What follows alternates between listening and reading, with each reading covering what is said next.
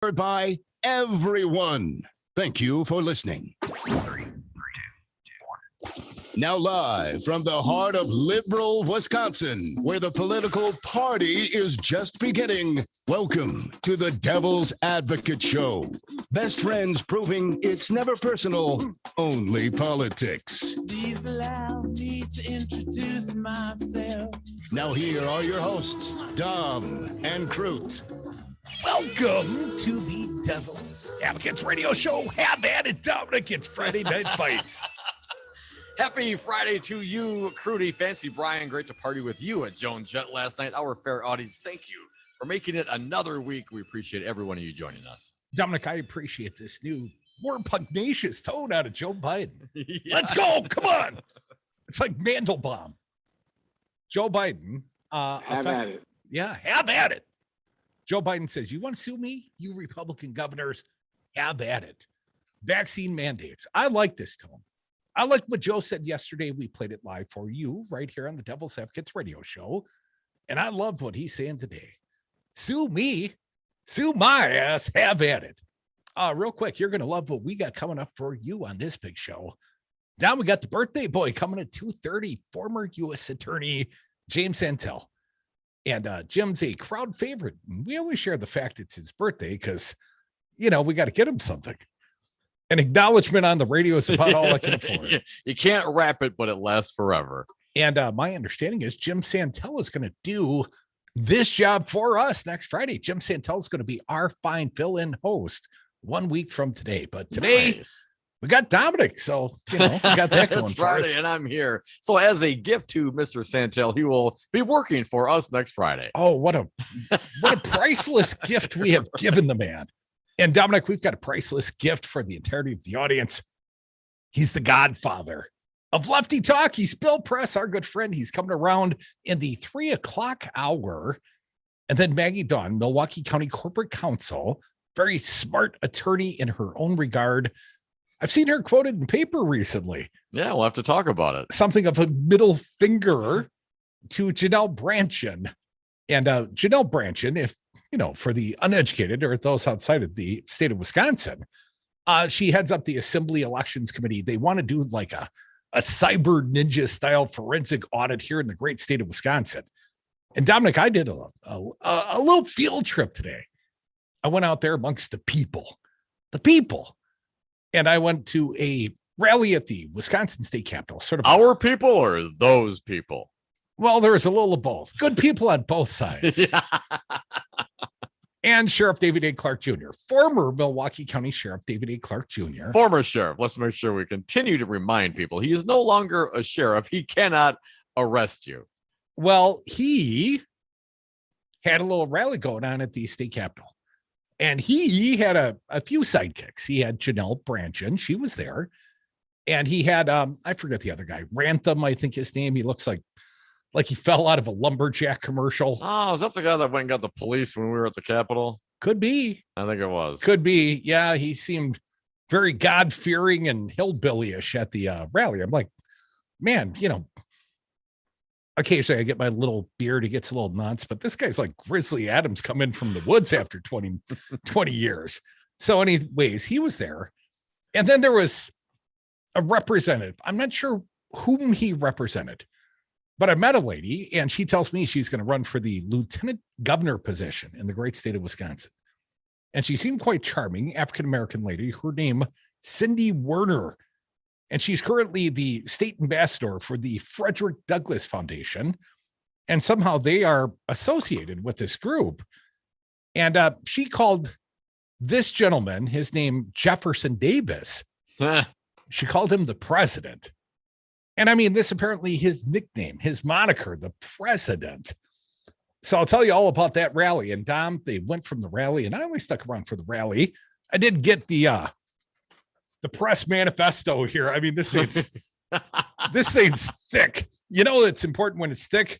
And then for each of the attendees, they've got little tab markers and hand scribbled. And I know it's hand scribbled because a little bit of water got on it and it bled. So somebody had to go through the manifesto and mark off the pages, so I can help share with the audience. But that's later in the show, Dom. Have at it was Joe Biden today. Have at it was Joe Biden saying basically middle finger to the Republicans that would threaten to sue over a vaccine mandate in a pandemic, Dom. Have at it. Annabelle Timsit reporting at the Washington Post. As expected, yeah, I got to tell you, Crudy, we knew this was coming. Here's the reporting. Republican leaders are blasting President Biden, sweeping new coronavirus vaccine mandates for businesses and federal workers, decrying them as unconstitutional infringements on personal liberties, and promising to sue. Biden took not so thinly veiled swipes at Republican politicians in his address Thursday, outlining his plan to mandate immunization for federal employees and contractors, as well as healthcare workers and facilities that treat patients on Medicare or Medicaid. Biden aims to require businesses with more than 100 employees to mandate vaccinations or test employees weekly. Vaccinate or test weekly. Republican governors from Texas to Missouri and Georgia threatened to fight back. Texas Governor Greg Abbott called the mandates an assault on private businesses and said the state is already working to halt this power grab. Wyoming Governor Mark Gordon said he asked his state's attorney general to stand prepared to take all actions to oppose this administration's unconstitutional overreach of executive power. And South Dakota Governor Kristi Noem said, "See you in court." Governor Brian Kemp pledged to pursue every legal option available to the state of Georgia to stop this blatantly unlawful overreach by the Biden administration. And Republican National Committee Chairwoman Ronna McDaniel described the new measures as unconstitutional and said the group will sue the administration to protect Americans and their liberties. It wasn't immediately clear how those lawsuits would unfold. A quote, "Our lawyers are reviewing President Biden's plans," Ian Fury, Noem's communications director, said in an email. The president's statement yesterday raises serious questions about the legality of his approach. We plan to file our suit when the Biden administration's rules or executive orders are finally unveiled, and will address the specifics of these unprecedented mandates in our brief to the court. Biden Friday expressed deep frustration and disappointment with the Republican governors, who he argued have looked to politics more than science when responding to the issues of vaccines and masks in the country's schools. We have some sound of the president today? Not right this minute, Dom, because I've got some opinion to offer. So please, here, real quick, here's a quick quote from the president. "I am so disappointed that particularly some Republican governors have been so cavalier with the health of these kids, so cavalier with the health of their communities. This is what this is. We're playing for real here. This isn't a game. And I don't know of any scientist out there in this field that doesn't think it makes considerable sense to do the 6 things I've suggested." And as we've said, asked about the GOP counter effort, Biden said Friday, "Have at it. Baby, this is all legal. This is all good." And this new attitude from Joe Biden, the pugnacious attitude, I like that as well. But here's what I would say, Dom. Started with a couple of executive orders. Do we have any doubt that Joe Biden is the chief executive of the federal workforce? Do you, conservatives? Because I have no doubt that they do, because they don't think he's a legitimate president in the first place. So I would have to say, yeah, probably a bunch of Republicans think that's the case. Buddy, I'm not going to litigate what goes on between the ears of a QAnon subscribant. But here's what I would say. Certainly, Joe Biden has the right through executive order to direct the federal workforce and contractors that work with the federal government. I don't think there's any question about the legality of that aspect, or even vaccinations for the U.S. military. Again, he is the commander in chief, so be it. Now, the question becomes whether or not he can mandate that corporations, larger corporations, he describes them as 100 or more, whether or not they have the right to go out and force their employees to either get vaccinated or get a test. And that's the out clause, Tom. That's the asterisk, because there is an out clause, right? Yes. It's not a vaccination. No one's holding you down. No one's sticking a shot in your arm. They're telling your employer either put a plan in place, mandated vaccines for all your employees, or testing. And the or, I think, is what's going to allow this to pass the constitutional test. So as far as I'm concerned, Dom, this is absolutely constitutional. We're going to have a fine attorney on soon, and James Santelle, and perhaps we'll ask Maggie Daun as well on this very topic. But, this sounds like a lot of crying and squealing like a pig from a bunch of Republicans who would do anything come on, man. Saying you're going to sue, so what? Have at it, as Joe Biden said. You don't think they have lawyers at the Department of Justice or maybe at the White House? Unlike the last guy, I think they at least put some of this under the microscope, had a plan before they rolled it out. What can we do? You know what they can do? Exactly what they did. And if you don't like it, see you in court, fella.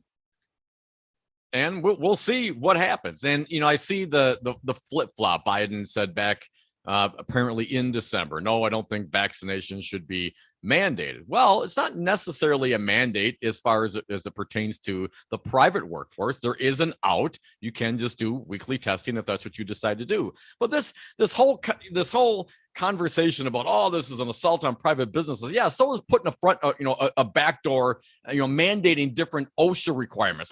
There's all sorts of regulations that we have on private businesses. This is not a new concept. Yeah, the USDA, they're going to inspect the meat I'm going to eat this weekend. And I want them to do so. Exactly. I prefer the grade A to the stuff you serve over at the Selby's.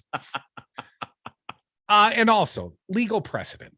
The question of whether or not this has gone before the courts. The answer is yes, it has. Jacobson v. Massachusetts, 1905. So we have legal precedent all the way up to the U.S. Supreme Court, where they found that a community could mandate on a community level whether or not someone had to get a vaccine. And the failure to comply, they didn't hold him down and stick the shot in his arm. It was a fine. And the courts upheld that fine.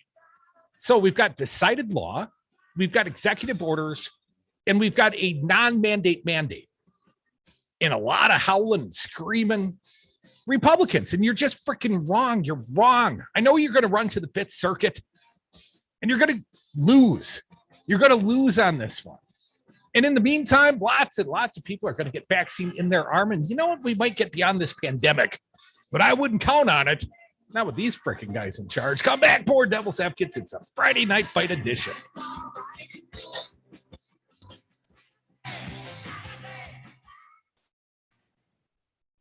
You love them enough to do anything for them. Dad, can we make 200 cookies for my bake sale tomorrow? Let's do this. Including checking nhtsa.gov/the right seat to make sure they're correctly buckled in the back seat. Brought to you by the National Highway Traffic Safety Administration and the Ad Council. 600,000 Wisconsin families are receiving checks to help take care of their kids, thanks to the expanded child tax credit passed by Joe Biden and congressional Democrats. Ron Johnson voted against these checks for Wisconsin families, despite voting for a 2017 tax break that put more money into the pockets of millionaires like himself. It's time to vote Ron Johnson out of office. MoveOn.org political action, paid for and is responsible for the content of this advertising. Poll.moveon.org, not authorized by any candidate or candidates committee. President Trump lost the election. Joe Biden won the election. Collectively, Republicans got 1.661 million votes, 51,000 more votes than Trump got. He exhausted his cases. He exhausted the court challenges. All the Republicans voted for Trump the way they voted for the assembly candidates. He would have won. It was not rigged. It was not stolen. Donald Trump lost the election. Joe Biden won the election. It's really clear. This message was paid for by the People for People Corporation. Donate online at p4ppc.org. 19, brought to you by CDC and the Ad Council. With so much loss, you may feel like you can't handle it all. Meditation or other spiritual practices can help you feel more grounded and better able to cope. Find more self-care and coping tips at coping-19.org. Listen to the Devil's Advocates live weekdays from 2 to 5 p.m. Thanks for the job you do and sure show it in the Supreme Court. But I just want to thank you guys for your program. Thank you so much. Thank you, thank you, thank you. You don't get enough credit for this. We've never had a voice ever in this state. So I think you guys really need to take a bow. Thanks again for your work. It's really important. You need these guys. They're there for all of us. You're welcome, everybody, and thank you.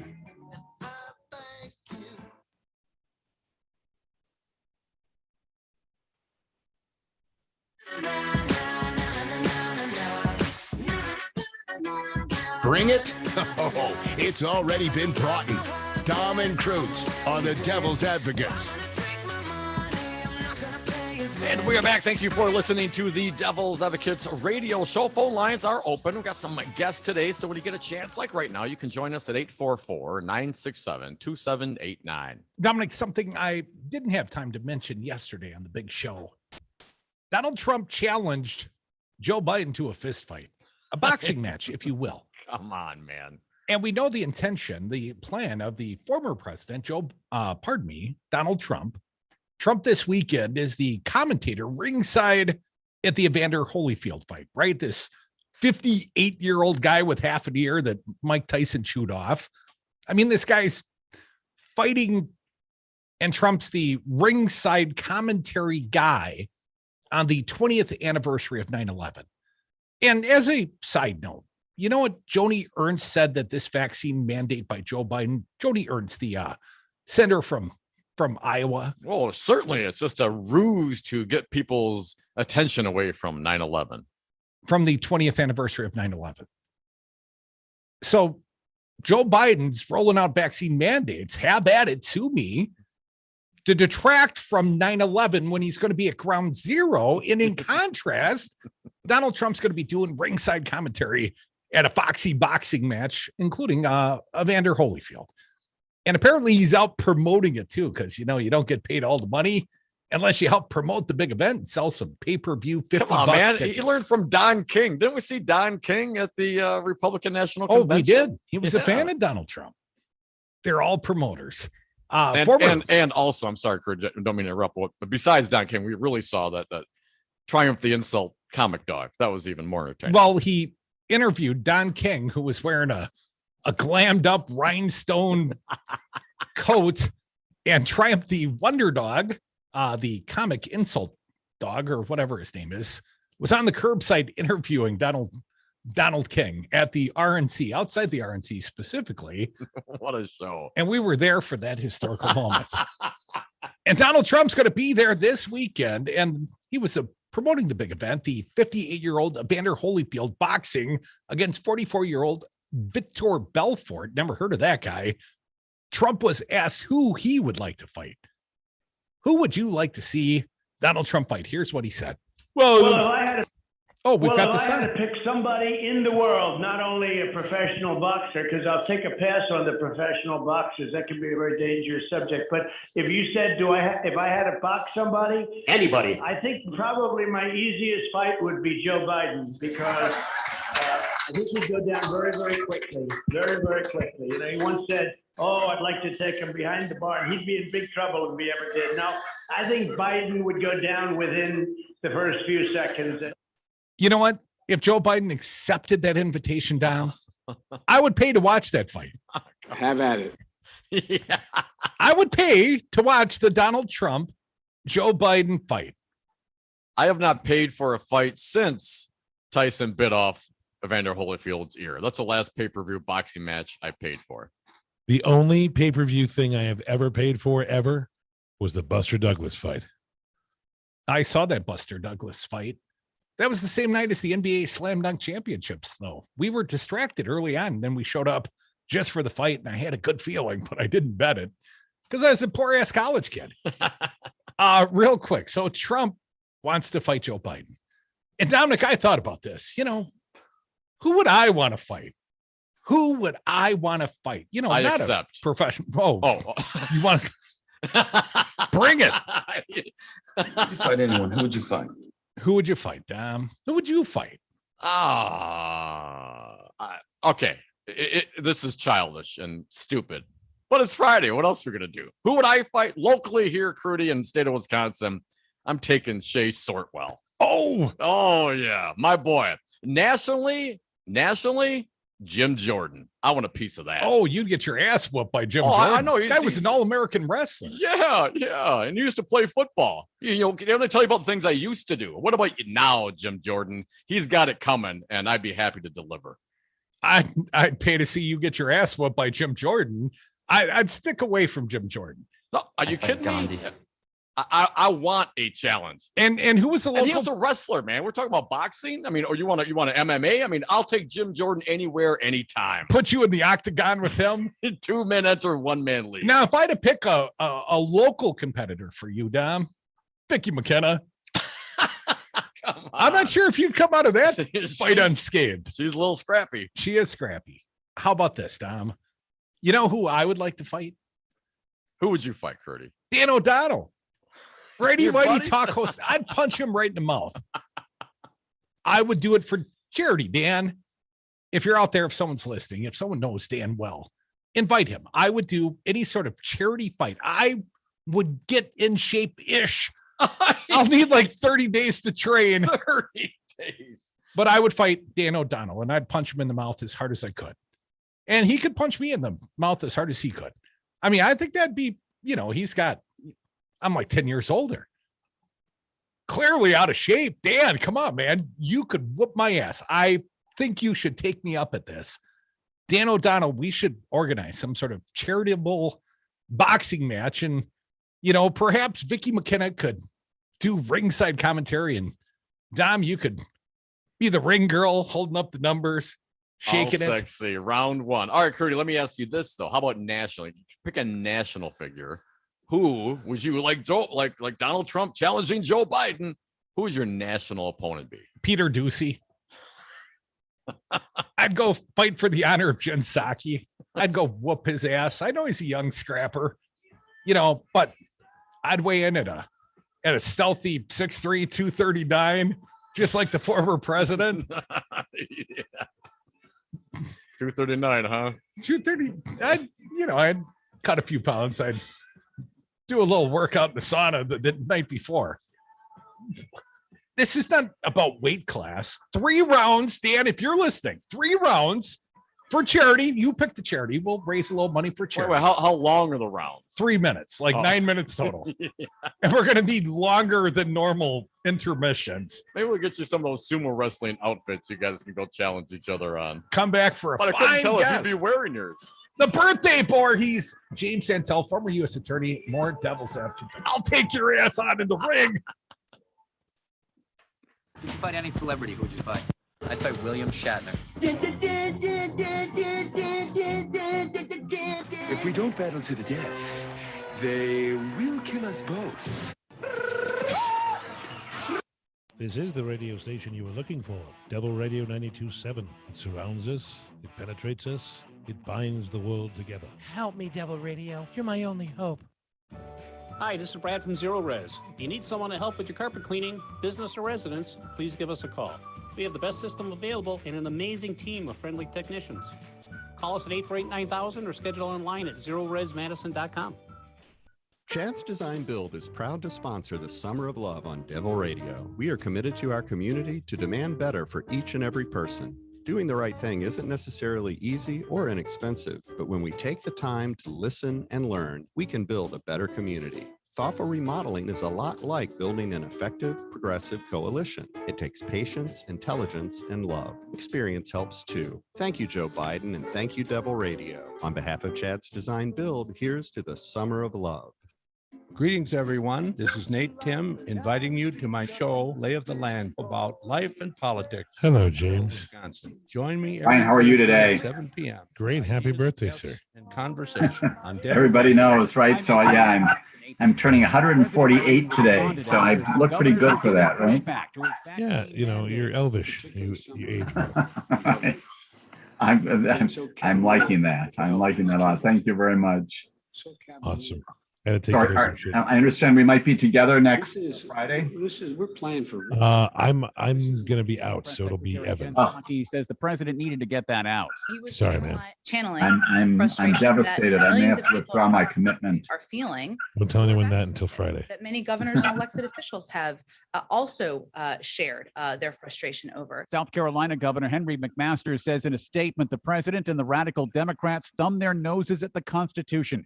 The rules mandate all employers with more than 100 workers require them to be vaccinated or test for the virus weekly. Employees of the executive branch and contractors who do business with the federal government must be vaccinated too. I'm Ed Donahue. Susan, it's so great to finally be able to get together again. Oh, it sure is. And I really appreciate you picking up the bill. I'm happy to. I've got the extra cash. Since we've all been driving so much more again, I've been using Get Upside, the free gas app that pays you cash back for every gallon of gas you buy. Wait a minute. Are you saying you actually get paid cash when you buy gas with the Get Upside app? Yes, up to 25 cents a gallon. Cash back every time I buy gas. Does that actually add up to anything? Some months I make $200 to $300. Wow, that's serious extra cash. I'm downloading the free Get Upside app now. Download the free Get Upside app now in the App Store or Google Play to save up to 25 cents a gallon when you buy gas. Use promo code REFUEL for a 25 cents a gallon bonus on your first tank. That's up to 50 cents a gallon on your next fill up. You can cash out anytime to PayPal or an e-gift card for Amazon and other brands. Just download the free Get Upside app and use promo code REFUEL for a 25 cents a gallon bonus on your first tank. That's code REFUEL.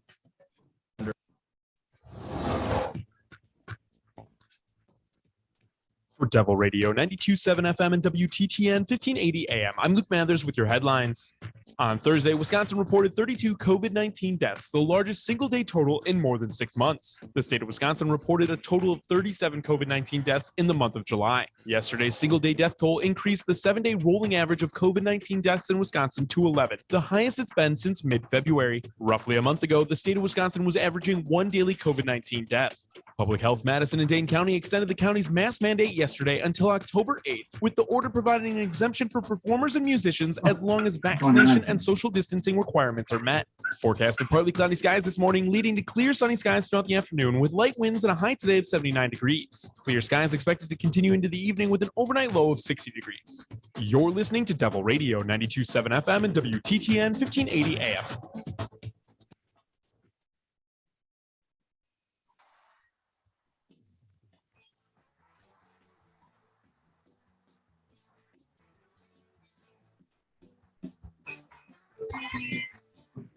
Welcome back to the Devil's Advocates Radio Show, a Have At It Friday edition. Dom, and we're going to have at it with a fine guest, a friend of ours. He joins us right now. He's the birthday boy, former U.S. Attorney James Santelle.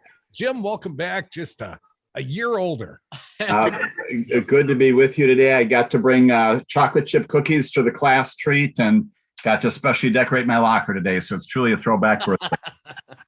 That's excellent, Jim. I won't even ask how old you are, but let me ask you, sort of off topic, before we really get into the meat of the interview.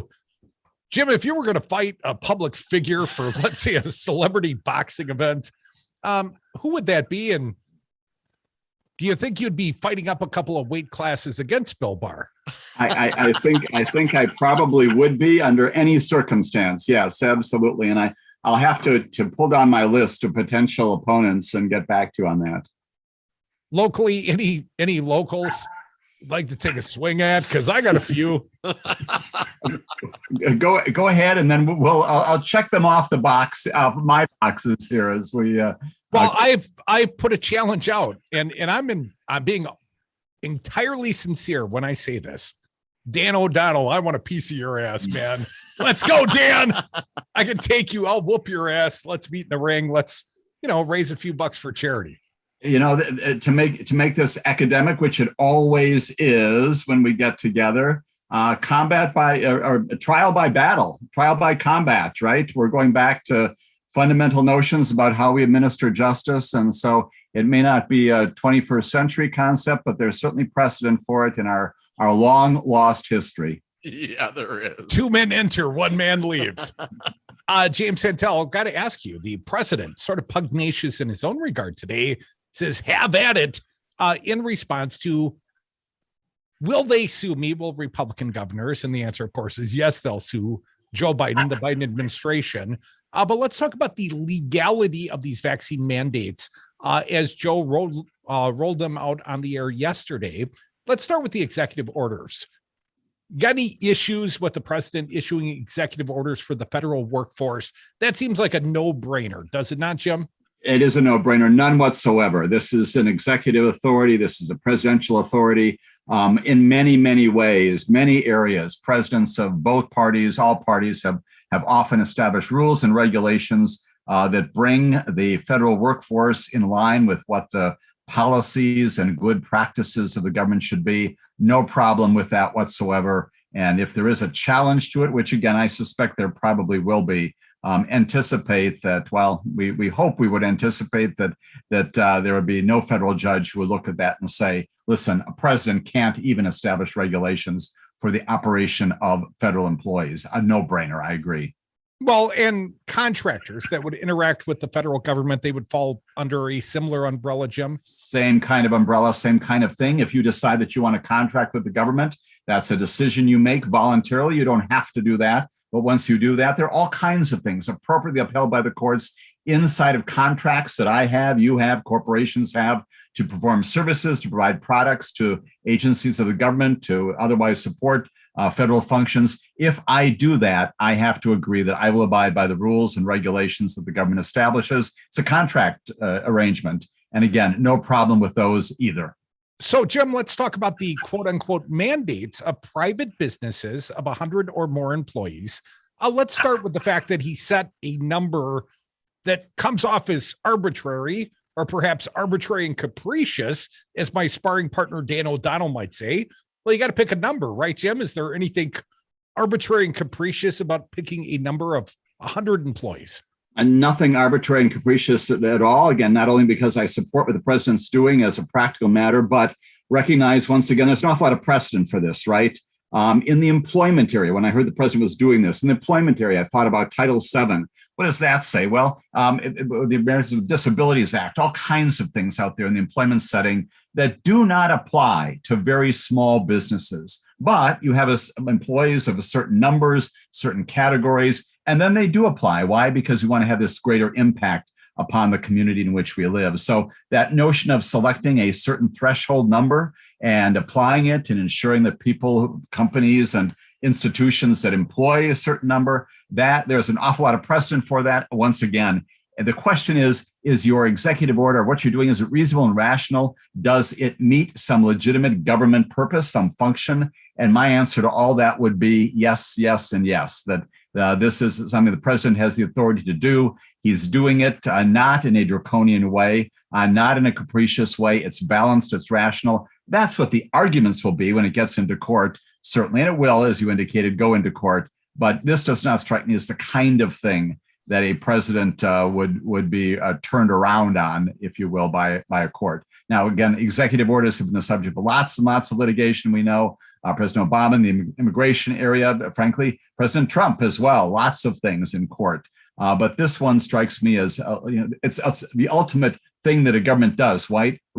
We want to preserve your health. We want to keep you alive. That's the reason the president is doing what he's doing. That's a very strong governmental function and a very strong justification what he's announced. Well, Jim, I'll allow Dominic to challenge you on the prior precedent, but let me ask you, all these same whining conservatives and these same whining whitey talk radio hosts, et cetera, they're the same ones that are all down for what's happening in Texas and this heartbeat abortion bill, which of course doesn't give women any control over their own bodies. Jim, do you see any contrast here?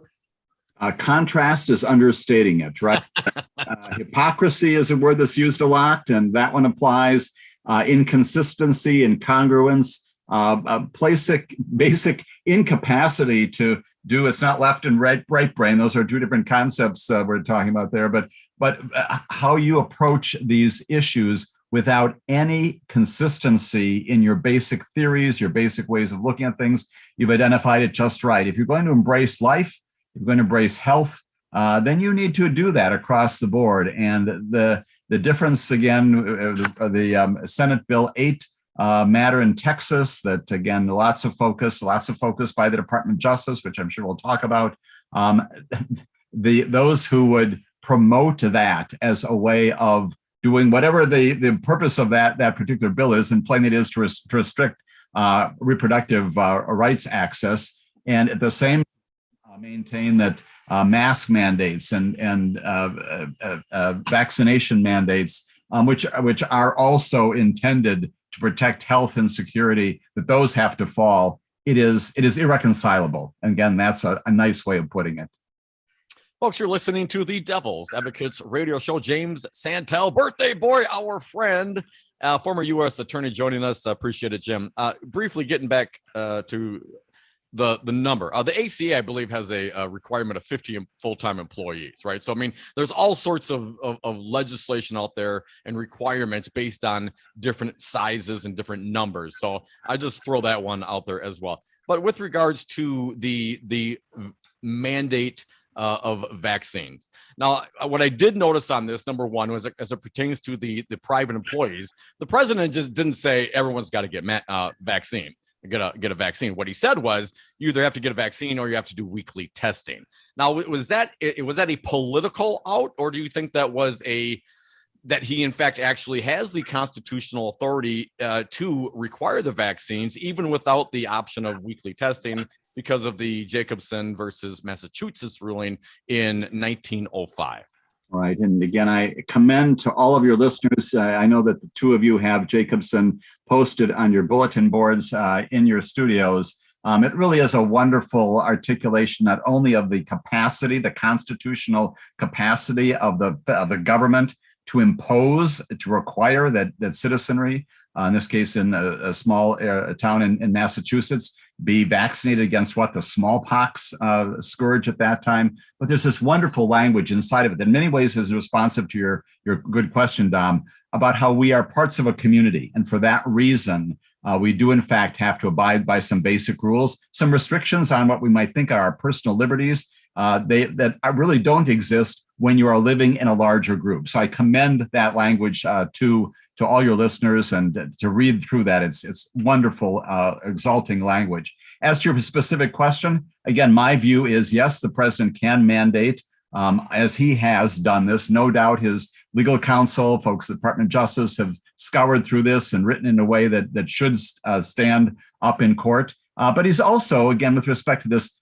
sort of alternative testing provision, also said, look at how reasonable I'm being. And I think that's written not only for practical purposes, but also so that when those attorneys for the executive branch get in front of a federal district judge, they can say, listen, not only is the president identifying sizes of groups that are appropriately and fashioned, and we can talk about that, but he's not so draconian as to say you can only do this. You have alternatives, and judges love those kinds of things where you're looking at a government actor who's doing things in the alternative to make certain that everybody's interests are met. You've got a vaccination problem, whether it's a health-related issue, a religious objection of some point. All right, then here's the category we're going to put you in. But all of that ultimately focused upon what? The president's obligation to keep us safe and secure, government's obligation to keep us healthy, and yes, that's right, alive. Nothing could be more important than that.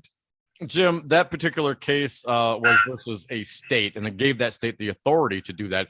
Does the federal government, because of that case, also automatically have that same authority? You know, that's the kind of thing that lawyers get rich off of and make arguments about. And I would argue, if you look at the language that Chief Justice Justice Harlan wrote, I think it's broad enough to encompass federal authority to do the same kind of thing, especially with, again, it's very lofty language about how we live in this community. Plainly, lawyers would parse that out and say, well, wait a minute, that's focusing upon a state, not a federal government. That's, again, how we continue to live our lives as lawyers. But I think the language, I think the better argument is to say, yes, it's very broad.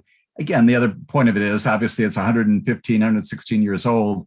But it still is compelling law. It's still on the books. And again, the justification for it, to my mind, applies with equally compelling force today as it did in the early 20th century. You know, Jim, the contrarian would argue that the very same court that made that ruling in 1905 went on to rule that the government could do forced sterilizations. And it was using this same or similar logic that it was in the public's best interest to sterilize those that shouldn't breed.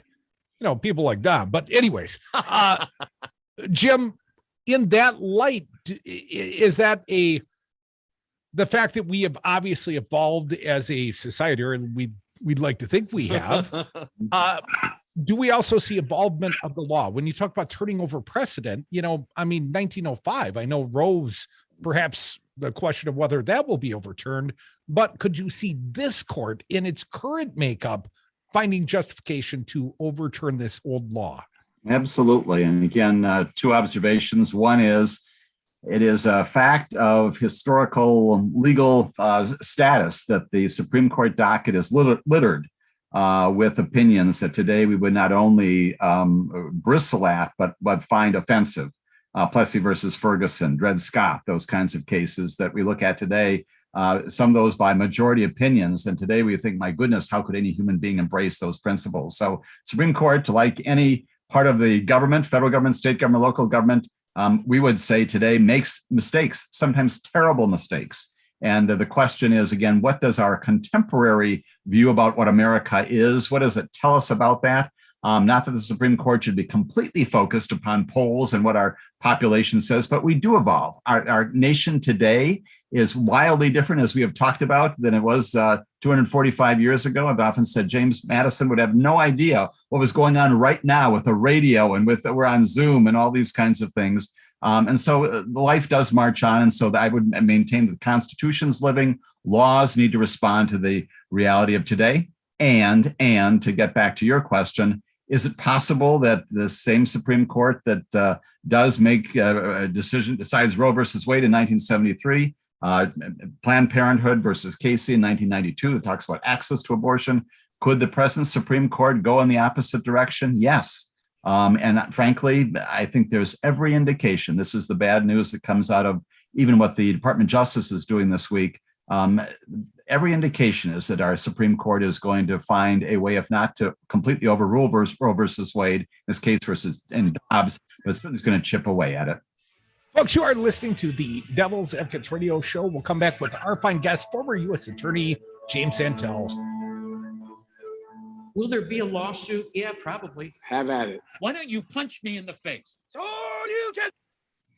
I'm Kirk Bankstad, and I own the Minocqua Brewing Company in deep red northern Wisconsin, and I have a super PAC. We make good trouble by buying billboards, radio ads, and calls to voters in northern Wisconsin. We target federal and state elections, think Ron Johnson and Tom Tiffany, and concentrate on a fair redistricting process. Give a donation now if you're able at the MinocquaBrewingCompany.com super PAC tab. Help us make the politics of the Northwoods as clean as our lakes and streams. That's the MinocquaBrewingCompany.com super PAC tab.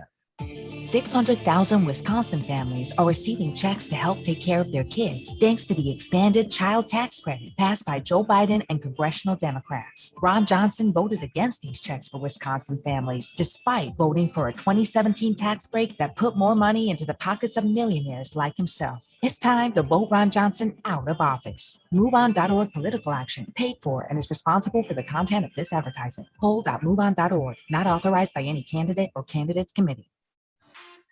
Hi, this is Daun from the Devil's Advocates, inviting you to join us on Patreon.com. Patreon allows for our audience to access exclusive programming not available anywhere else and gives you the ability to directly support the greatest radio show ever. History's patrons have supported the works of Michelangelo, Leonardo da Vinci, Monet, and now with your support, the Devil's Advocates. So please go to Patreon.com and search the Devil's Advocates to pick your subscription. That's Patreon.com and the Devil's Advocates, the greatest radio show ever.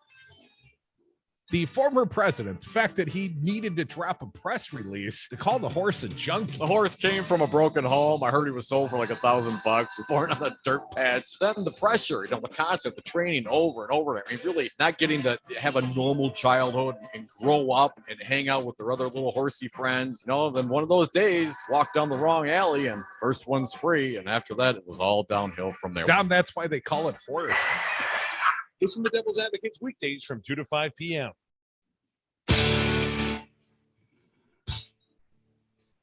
The Devil's Advocates, political commentary from the back of the class.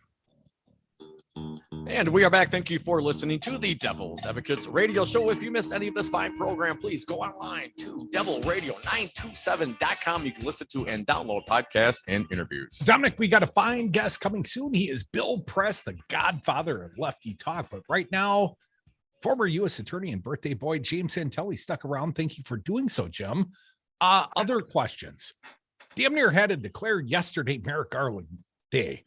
And we decided we would declare it Merrick Garland Day when he indicted any of the Trumps, any of them. But in the meantime, the Department of Justice, he announced a lawsuit seeking to stop the Texas law. And while I feel very good about Joe Biden's legal efforts, I've heard that this is more of a Hail Mary. Want to get your opinion, Counselor?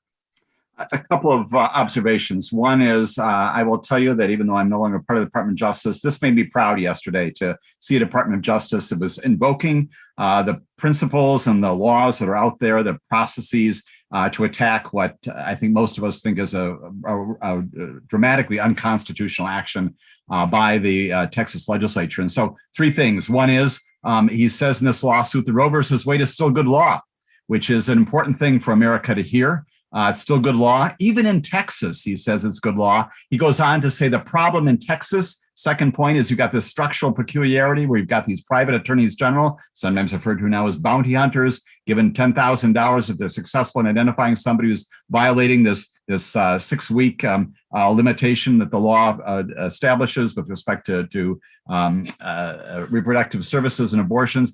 And third, a piece that I'll highlight today on this wonderful show that's often been overlooked is he also goes on to say, you know what, there's a specific federal interest here that is being affected by Texas. He says there's federal employees, the Departments of Defense, Labor, Health and Human Services, perhaps others, to civil liability if they in fact exercise their authority to provide abortion services.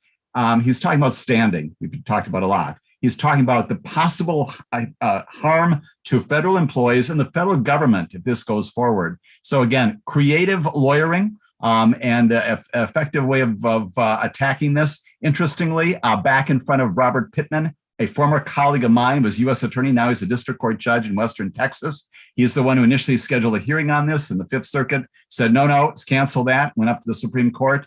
But back in front of Pittman, so that's a good thing. Not you can pick who you get to, but filed in that district. And so this is good procedure. It is good to let the American public know that this is a peculiar, very peculiar and odd thing that the Supreme Court did, given the fact that, again, in this case called Dobbs, coming up for Dobbs versus Jackson Women's Health Organization, coming up this term. Why do this, as we talked before? So this is a structural and a procedural attack. Well done and a good approach on this. As I indicated before, I think the long-term concern is that even if the Supreme Court says, well, wait a minute, let's put a stay on everything going on in Texas. Maybe we were wrong. They wouldn't say that, but we'll pull all this back. The reality is that you've got enough votes right now to either completely overturn Roe versus Wade, and we've got some indication that may happen, or at a minimum, chip away at it to the extent that it's no longer recognizable, whether it's in this particular case, Senate Bill 8, the attack from the Department of Justice on it, or my guess is the Dobbs case, which has been briefed, awaiting oral argument, and that's the case that the Supreme Court is going to wrestle fundamentally whether Roe versus Wade is still good law. Jim, if the Department of Justice can intercede, or at least seek to intercede in a case like this in Texas, can they turn around and seek to intercede in, let's say, Texas's voter suppressive laws? Can the Department of Justice seek to overturn those or state those laws, Jim, or any of the states that have passed these voter suppressive laws? The answer is yes and no, and that's just not just a KG lawyer talking about this. The answer is yes, procedurally. The Department of Justice can go into a federal district court and say what you've done locally does undermine the fundamental right to vote, whether it's access, the ways that votes are counted, other things related to the procedure. And so the answer is yes, that can be done. The great difficulty, as again, we've talked at great length, is between this recent case, Brnovich, on July 1, that basically supported the Arizona restrictions on voting.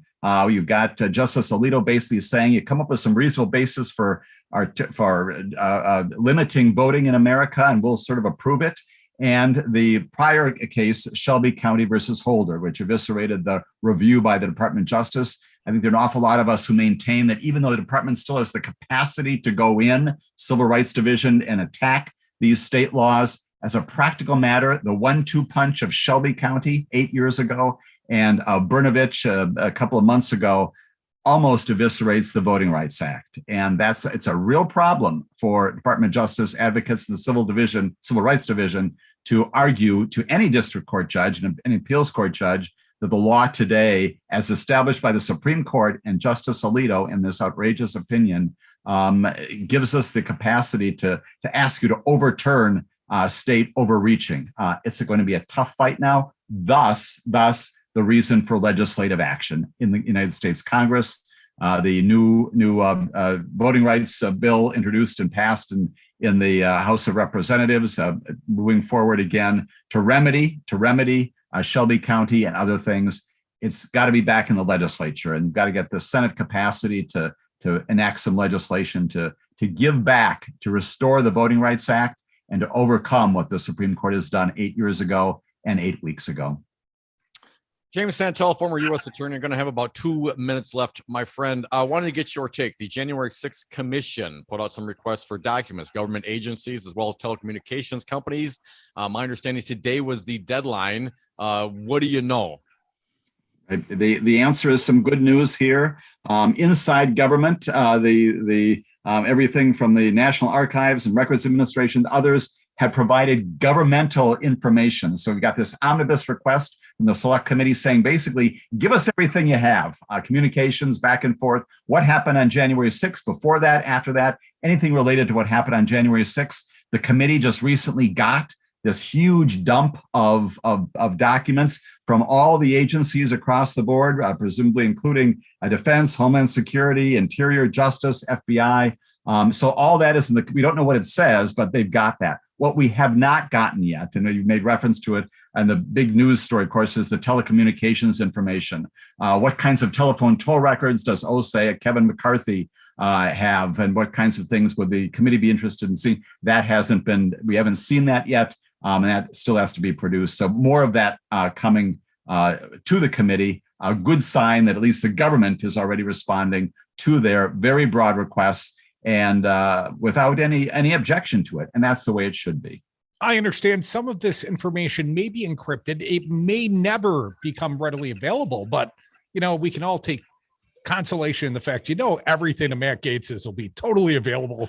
He didn't have the common sense to use encryption. James Santelle, hope you have a wonderful birthday weekend, month, week, all those kind of things. Jim, looking forward to you filling in for us next Friday. It's been a great show. I am looking forward to it, and I promise we won't spend more than 45% of our time talking about the Mueller report. Excellent. James Santelle, happy birthday. Come back. Bill Press is next.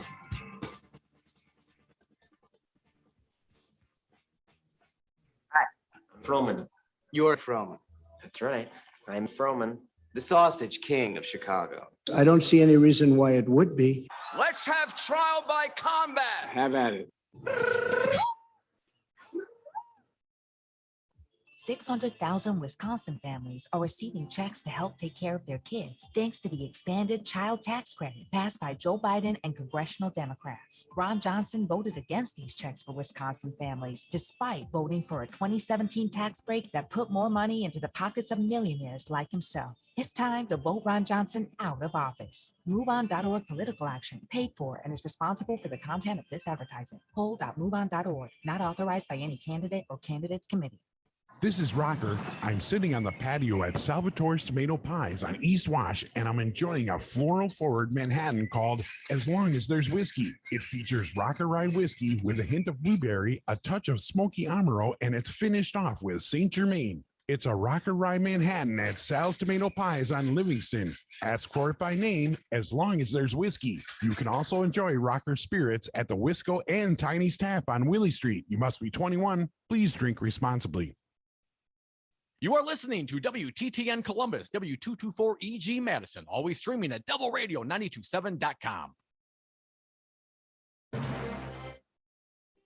AP News. I'm Ed Donahue.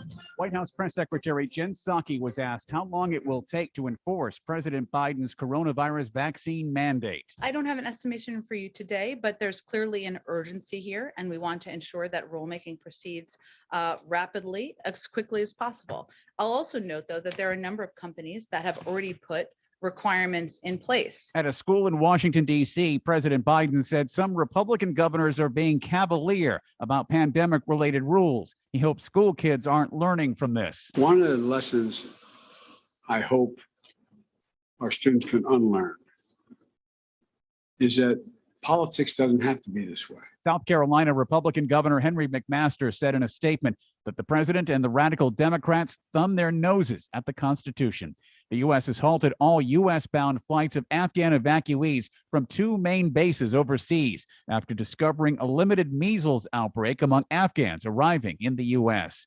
Attorney General Merrick Garland says September 11th, 2001 is forever seared in our memories. The pain, the terror, enormous loss, and the incredible courage that was displayed. What we must do, what we have done, is to learn from the past to better anticipate and prepare for the next threat and to seek to disrupt it. Garland marked the milestone anniversary of the 9/11 attacks by holding a moment of silence in front of the survivor tree in a courtyard at the Department of Justice. A judge ruled a Wisconsin woman who admitted to helping stab a classmate to please the horror character Slender Man will be freed Monday from a mental health institution. Police in Israel say they caught 2 of the 6 Palestinians who broke out of a maximum security prison this week in a daring raid. The 2 are members of the Islamic Jihad militant group who were both serving life sentences. This is AP News. Susan, it's so great to finally be able to get together again. Oh, it sure is. And I really appreciate you picking up the bill. I'm happy to. I've got the extra cash. Since we've all been driving so much more again, I've been using Get Upside, the free gas app that pays you cash back for every gallon of gas you buy. Wait a minute. Are you saying you actually get paid cash when you buy gas with the Get Upside app? Yes, up to 25 cents a gallon. Cash back every time I buy gas. Does that actually add up to anything? Some months I make $200 to $300. Wow, that's serious extra cash. I'm downloading the free Get Upside app now. Download the free Get Upside app now in the App Store or Google Play to save up to 25 cents a gallon when you buy gas. Use promo code REFUEL for a 25 cents a gallon bonus on your first tank. That's up to 50 cents a gallon on your next fill up. You can cash out anytime to PayPal or an e-gift card for Amazon and other brands. Just download the free Get Upside app and use promo code REFUEL for a 25 cents a gallon bonus on your first tank. That's code REFUEL. This is Chad Spate. Are you thinking about improving or expanding your home? At Chad's Design Build, we're committed to making your home comfortable, healthy, attractive, durable, and sustainable. In fact, those commitments spell our name. And we deliver these services with our outstanding team of professionals who will respect you and your home. Visit our website at chadsdesignbuild.com to learn more about how we are building a better world, one remodeled home at a time. This is Crudy, and I recommend calling Dave and the team at Community PC to solve all your computing needs. Why do I call Community PC? Because I don't want to learn new things about tech. Because I don't want to call the manufacturer's customer service line and waste half the day of my life. Because I don't want to ask my kid for help and have him respond, okay, boomer. Just call Community PC at 608-268-7178 for their patient service. Just let Community PC fix it. 608-268-7178. Call today. So, Darcy Haber, I hear you have solar panels on your office building. Are all real estate brokers tree huggers? Crew, you should know that at Solidarity Realty, we provide outstanding real estate service while adhering to our core progressive values. Environmental sustainability is a big part of that. So you really walk your talk, huh? Yep, I even walk to work. Come on, always? Well, sometimes I bike, and if I have an appointment across town, I use my hybrid. Solidarity Realty. They're real, they're solid, and they're honest. Find them online at solidarityrealty.com. There is an alternative. Are you interested in channeling your creative passions into a podcast? Maybe you've always wanted to start one, but you didn't know how. Chris here from the On the Bus podcast. Devil Radio is the perfect podcast platform for you motherfuckers out there in Radio Land. Dude, you can't say that shit on the air. What, I can't say Hello? No, I Can you hear me? On the podcast, I can't say here. Yeah, but FCC on the air, man. To learn more about how the Devil Radio team can help you make your podcast a reality, give them a call at 608-819-8255 or check out devilradio927.com.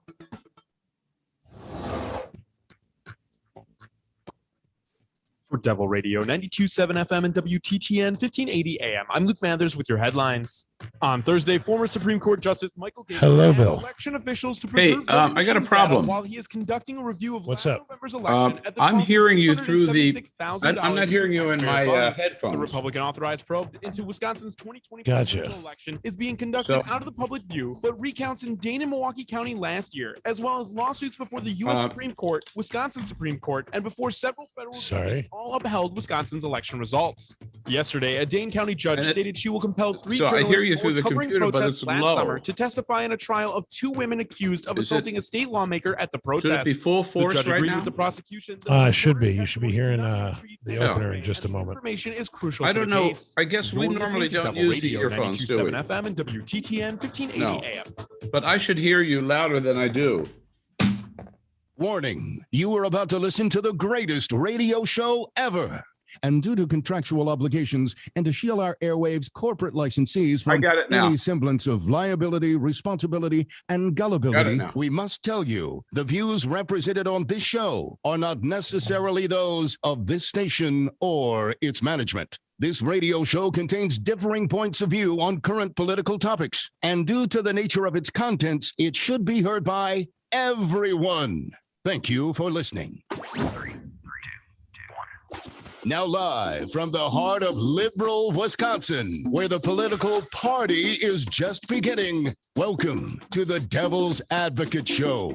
Best friends proving it's never personal, only politics. Please allow me to introduce myself. Now here are your hosts, Dom and Crute. Welcome back to the Devil's Advocates Have At It Friday edition. Dominic, want to thank our most recent guest, a fine one, a good friend of ours. Wish him happy birthday. He, of course, is James Santelle, former U.S. attorney, and our fine and gracious fill-in next Friday. But Dom, this big show ain't over, and we got another fine guest. He is Bill Press. We'd like to think of you, Bill, as the godfather of Lefty talk. I love it. The ring, Bill. Welcome Bill. back. I would probably give that title to Ed Schultz, but since he has gone on to the talk show in the sky, I'll take it. You are the godfather. The king is dead. Long live the king. Bill, welcome back. Gotta Hey, ask guys. you, Joe Biden, the new vaccine mandate, this new attitude. Have at it, he tells us. What do you think of it, Bill? I love it. I think Joe Biden is a kick-ass president. You know, look, and I know he gets a lot of criticism for this, but I think it's very refreshing to have a president who believes in something, who knows what he wants to do, and damn it, he does it. You know, it's like damn the torpedoes, full speed ahead. Look at Afghanistan. Everybody said, you've got to go out there and grovel. You've got to apologize. You've got to crawl and say, oh, I'm sorry. You know, it's such a mess at the airport. No, Biden didn't do that. He said, look, this war is wrong. We got to get out of it. Whenever we get out of it, there's going to be messy. I'm not backing down. We're getting out, period. Boom, pulling the troops out. And he did it. Guess what? Today, anybody talking about Afghanistan? Nobody gives a rat's ass about Afghanistan. Seriously, you know, is it on the front page anymore? Hell no, no. So Biden knows what he's doing. Same thing on COVID. You know, he found a couple of months ago, he said, I don't see any need for any mandate because he thought that Americans, would do the right thing. Instead, you've got 80 million idiots who refuse to get vaccinated. And so yesterday, I think he just said, look, I've had it with these jerks, right? They're dragging down the economy. They're imperiling the health of themselves and all the rest of us. They're hurting restaurants, businesses, because they got to deal with this. The airlines are now losing money. I mean, customers again.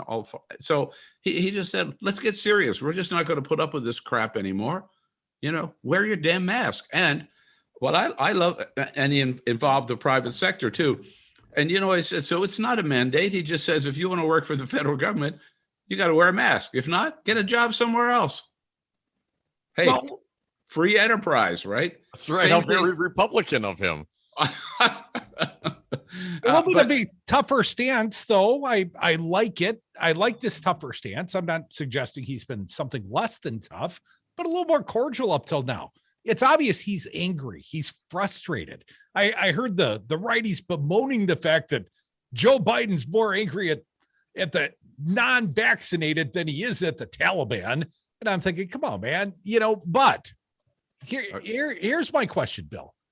The fact that there are righties that will sue to try and block this mandate, and obviously we've seen Supreme Court precedent. They'll acknowledge it. 1905, this long since decided settled law. Well, what is their desire? I mean, I've seen people literally willing to die to stick it to Joe Biden. Yeah, look, like sadly, there are always going to be, a fringe element in this country. The problem is today, the fringe element is like the mainstream Republican Party, thanks to Donald Trump. He has legitimized all of them. And so these yahoos, they've got nothing else. Think about it. You tell me, what does the Republican Party stand for? I cannot think of here. Freedom. Yeah, right now. They stand for making it harder to vote, taking away women's rights to control their own bodies, right? And they stand for not getting vaccinated, not wearing a mask, and giving all their loved ones COVID-19. They don't have a damn positive thing in their whole platform or agenda. So I think their voices, yeah, they I heard them. They're crying. This is tyranny. This isn't tyranny. You've got a choice. You wear, in fact, with this one, you might have too much of a choice. You wear your mask or you get tested once a week, right? Now, I'd be happier with that if you had to pay $150 to get tested every week, which I got tested this morning and it cost me $150. So, not that you're bitter, Bill. No, I'm traveling. I needed a test. So, but all I'm saying is that there's still freedom under this thing. It's just fine. Come on, people, come on. That's enough. It's enough, right? It's just insane, totally insane. And I think I'm disappointed in 80 million Americans who are not representing the best of America. You talk about the greatest generation. People went over to Europe and put themselves on the line, like for 5 years in the trenches. These a-holes won't even get a shot in the arm. I mean, come on, right? There's no defending them. So I love the fact that Biden is standing up to them, and I love the fact that he showed some spine, and I also love the fact that Merrick Garland went out yesterday and said, Texas, you're not going to do this. This is unconstitutional. You're not going to get away with it. We're going to sue your ass. This is, and by the way, I think the American people like this. I think Joe Biden knew that the American people wanted to get out of Afghanistan, come hell or high water. And I think the American people public opinion is starting to turn against the yahoos who will not get vaccinated. More and more every day. You see it. If he'd only legalized marijuana, just think how celebratory we'd be. Folks, you're listening to the Devil's Advocates radio show, the Godfather of Lefty Talk, Bill Press, our friend, joining us. Bill, it's a pleasure to talk with you once again. Always good fun to be with you guys. The former guy, very distraught about the removing of a Confederate statue of Robert E. Lee, and put out some press release calling this just a travesty, and we're erasing our history. And hell, if Robert E. Lee was a general in Afghanistan, we'd have won that war in one day. Bill, you talk about what the Republican Party stands for these days, and I think you bring up a great question, but it's hard to determine. When you see the leader of the party and presumably the front runner for 2024, Donald Trump, come out and say these kinds of things about the Confederacy and Robert E. Lee, what does that tell you about the rest of the GOP? They're cowards, total cowards, ass kissers, no balls, no backbone, no spine. Why do they follow this guy? I have to tell you, I think Donald Trump's influence is waning as well. I can't wait for Liz Cheney to kick the you-know-what out of this woman that Donald Trump has endorsed against her. Look at the California recall. Is Donald Trump anywhere in California? He hasn't even talked about it, right? He's not going to go out there. He hasn't endorsed. So I think every day his influence on the party is waning, and pretty soon there are going to be more people like Liz Cheney who are willing to stand up and say, this is not the Republican Party that I love and have belonged to and historically have been part of. And I find, Donald Trump is saying this crazy stuff, but not many people are paying attention anymore, Daun, right? I mean, again, Donald Trump's not on the front pages. He's lucky if he makes a paper at all. Unfortunately, Bill, actually, Donald Trump did weigh in on the recall of Gavin Newsom in California. He did? Without evidence, he's claiming the recall election will be rigged. Of course. I'm sorry. I did see that. I meant he hadn't endorsed a candidate or anything. Of course, he can't really endorse Larry Elder. Larry Elder is such a loser. And he's not going to endorse Caitlyn Jenner because you know what they all think about trans people, right? So he's really screwed, right?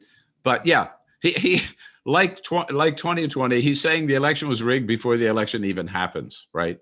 Yeah. You know, I know we're real short on time, but you know what that's all about? They say that there are little holes in the envelope that you mail your ballot back. This is the conspiracy theory. And you can peek in that little hole. That they say these holes are deliberately put there so you can peek in that little hole and see if they voted yes on the recall. And if they did, they destroy those ballots. This is so insane. It's so nonsense. I vote in California, right? I'm an absentee California voter. These little holes in the ballot, on the envelope, have been there for like 50 years, and they were designed. One is at each end of the line, the signature line. They were designed so that people who have poor eyesight know where to sign the ballot. And if you don't sign the envelope that the ballot is in, it doesn't count. So they put these two little holes there to help people 50 years ago. Donald Trump, you're an idiot. Well, call them glory holes. He might understand, Bill. Bill, we got 2 more minutes. I'm not going there. In this segment. What's your sense? It seems like Gavin should win this thing hands down. I know you used to run the party out there, Bill. What are you hearing on the ground? The latest, the Institute for Governmental Studies, University of California, Berkeley, came out today with the latest poll and the last poll before Tuesday's election. 2 days ago, PPP poll showed Gavin Newsom we have to be careful. Yes on the recall. I'm sorry. See, it's complicated. No on the recall, which is the good side, right? In other words, don't recall Gavin Newsom. 2 days ago, it was 58 to 39. The Berkeley poll came out today. No on the recall, 60 to 38. Yes. So this ain't going to work for Caitlyn Jenner. It's not going to work for Larry Elder. It's not going to work for, you also know Kevin McCarthy hasn't been out there campaigning either. Anybody with any sense, although it's hard to believe Kevin McCarthy has any sense, but they know this is a joke. It's a losing proposition. I see Obama's campaigning. I see Kamala Harris's campaigning. I see Elizabeth Warren's campaigning, all for recall no in California. They're listening to us right now, Bill. Come back. The Godfather of Lefty Talk. He's our pal, Bill Press. It's a Friday. Stick around. I know you will. I will. And if he catches up with me, I'll spend my life with you. This election was rigged. This election is a total fraud. Man, you are one pathetic loser. I love this song. I love nachos. Loving everything? You might be buzzed. You know what I'd love? A ride when it's time to head out. If you see a buzz warning sign, call for a ride when it's time to go home. Buzz driving is drunk driving. A message from NHTSA and the Ad Council. President Trump lost the election. Joe Biden won the election. Collectively, Republicans got 1.661 million votes, 51,000 more votes than Trump got. He exhausted his cases. He exhausted the court challenges. All the Republicans voted for Trump the way they voted for the assembly candidates. He would have won. It was not rigged. It was not stolen. Donald Trump lost the election. Joe Biden won the election. It's really clear. This message was paid for by the People for People Corporation. Donate online at p4ppc.org. 600,000 Wisconsin families are receiving checks to help take care of their kids thanks to the expanded child tax credit passed by Joe Biden and congressional Democrats. Ron Johnson voted against these checks for Wisconsin families, despite voting for a 2017 tax break that put more money into the pockets of millionaires like himself. It's time to vote Ron Johnson out of office. MoveOn.org political action, paid for and is responsible for the content of this advertisement. Poll.moveon.org, not authorized by any candidate or candidates committee. Social media? You've kept up with the times. If you can do that, you can definitely save for retirement. Go to aceyourretirement.org and in just 3 minutes, you'll get free tips to help boost your retirement savings. That's aceyourretirement.org. A message from AARP and the Ad Council.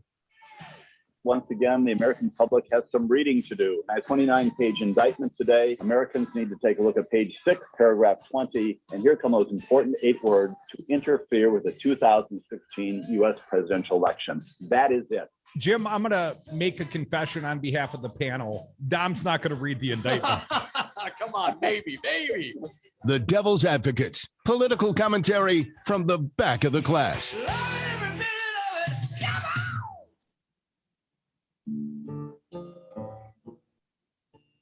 It's not personal. It's strictly business. The Devil's Advocates, never personal, only politics. And we are back. Thank you for listening to the Devil's Advocates radio show. If you missed any of this fine program, please go to devilradio927.com. You can listen to and download podcasts and interviews like this fine interview right now. A fine interview with our good friend. He is the godfather of Lefty talk. He's Bill Press, our good friend. Bill, thanks for sticking around. Thank you for playing my theme song.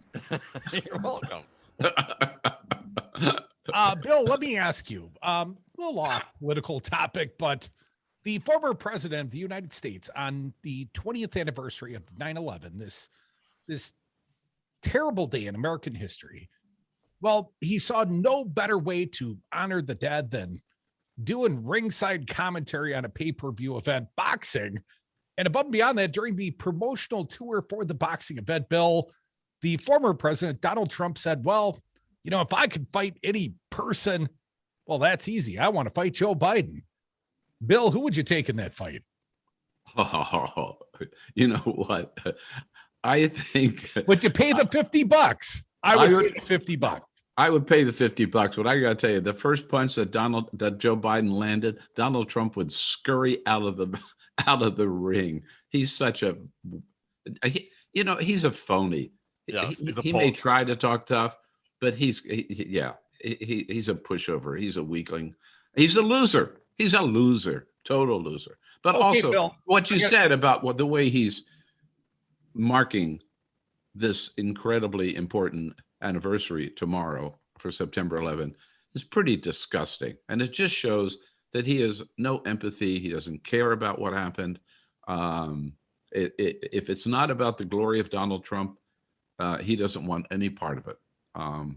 He ought to just shut up and go play golf. That would be better than this stupid giving colorful color commentary for this boxing match.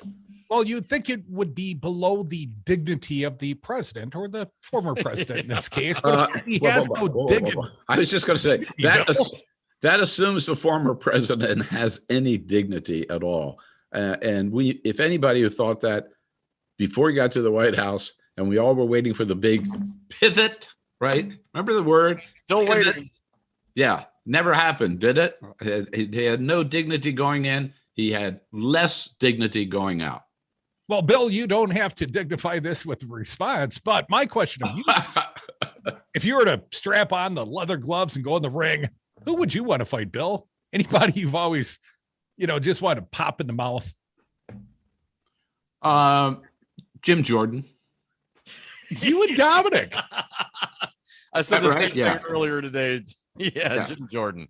Jim Jordan, who ought to be in jail, by the way, but that's not going to happen. Yeah, he's so obnoxious. He's so full of himself. But let me just add, I'm a peaceful person. Okay, I am not for violence of any kind, any form. I think boxing is outrageous. It should be banned. I think horse racing should be banned. But to answer your question, maybe I should not have dignified it with an answer. I try not to hate anybody, as you say there. It's not personal, it's political. Oh, you never had a fight with the guy, Bill, and then when you're all done, you hug it out and go to the bar? No, verbal, maybe. Yeah. Bob Novak and I used to get into it. John Sununu and I used to get into it on Crossfire. But Jim Jordan is just, he's just obnoxious. I mean, again, I hate to hate anybody, but I hate Jim Jordan. Folks are listening to the Devil's Advocates radio show. Our pal Bill Press for just a few more minutes, Bill. The president, and I would agree with you, showing some leadership here as of late. The move in Afghanistan and coming out stronger on the the anti-vaxxers in this continued pandemic because of their behavior. Congress is back now, and he still has, his legislation that they're trying to push through. Manchin apparently kind of waffling on this. Where do you see this reconciliation bill, this two-pronged bill going forward now? It's been some time. How do you see this playing out in the next 6 weeks? I don't spend a lot of time worrying about it. Let me just say, look, this is a legislative process. This is fine if they don't all agree now. So they'll talk it out. At the end of the day, we're going to get both bills. We're going to get a $1.5 trillion infrastructure bill, and then we're going to get a second reconciliation bill with all that good stuff in it. It may not be 3.5 trillion, probably won't, but if it's 2.5 trillion, it's still the greatest safety net program since FDR, right? I'll vote for it. I'll take it. And let me hear something else. All these progressives in the House who are bitching and complaining, which is fine, they should, they'll vote for it too. They're going to go for it. If we have just a minute left, I want to go ahead. Make one point. I think what happened in Texas with this abortion law is, first of all, public policy. It is so outrageous at every level, denying a woman the right to control her own body. 6 weeks before most women even know that they're pregnant, no exception for rape, no exception for incest. But what I think is this sets the Republican Party up to lose big time in 2022, because every Republican in the country is going to have to defend that law. And already 7 other governors in red states are saying, we're going to introduce copycat legislation, and that's going to get to the Supreme Court. And we know what the Supreme Court's going to do. This will be the millstone around the Republicans' neck in 2022. They could make a case on the economy, on Afghanistan, on God knows what else, right? COVID or whatever. Instead, they've decided they're going to run as the anti-abortion party. They're the dog that chased the car and caught it. And damn it, you caught it. You live with it now. And I think it's lose, lose, lose. Look what Greg Abbott, the only way he could answer it, how can you force a woman who's been raped to carry that child? And he says, oh, that's no problem. We're going to get rid of rape. There were almost 15,000 rapes reported last year in Texas. And Greg Abbott says, oh, I'm just going to get rid of all of them.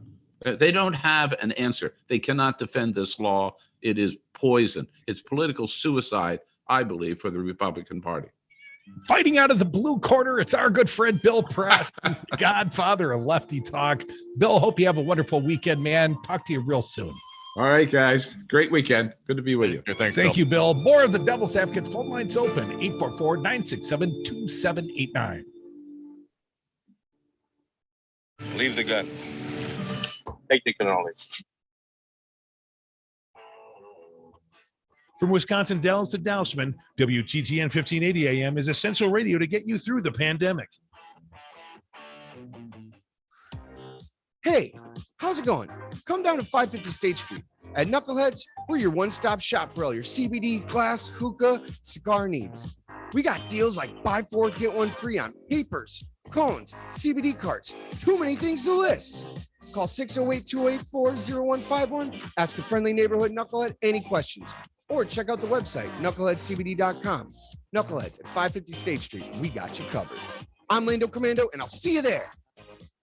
This is Rocker. I'm sitting on the patio at Salvatore's Tomato Pies on East Wash, and I'm enjoying a floral-forward Manhattan called As Long as There's Whiskey. It features Rocker Rye whiskey with a hint of blueberry, a touch of smoky Amaro, and it's finished off with St. Germain. It's a Rocker Rye Manhattan at Sal's Tomato Pies on Livingston. Ask for it by name, As Long as There's Whiskey. You can also enjoy Rocker Spirits at the Wisco and Tiny's Tap on Willie Street. You must be 21. Please drink responsibly. Coronavirus update. I'm Ed Donahue with an AP News Minute. Stocks finished lower. The Dow down 271 points. President Biden has a message to Republican governors who are resisting his federal vaccination requirements. Here's the AP's Sagar Magani. Some GOP leaders say the president's overreaching and are threatening legal action and special legislative sessions. Have at it. Speaking at a Washington middle school, the president says it's disappointing. Particularly some Republican governors have been so cavalier with the health of these kids,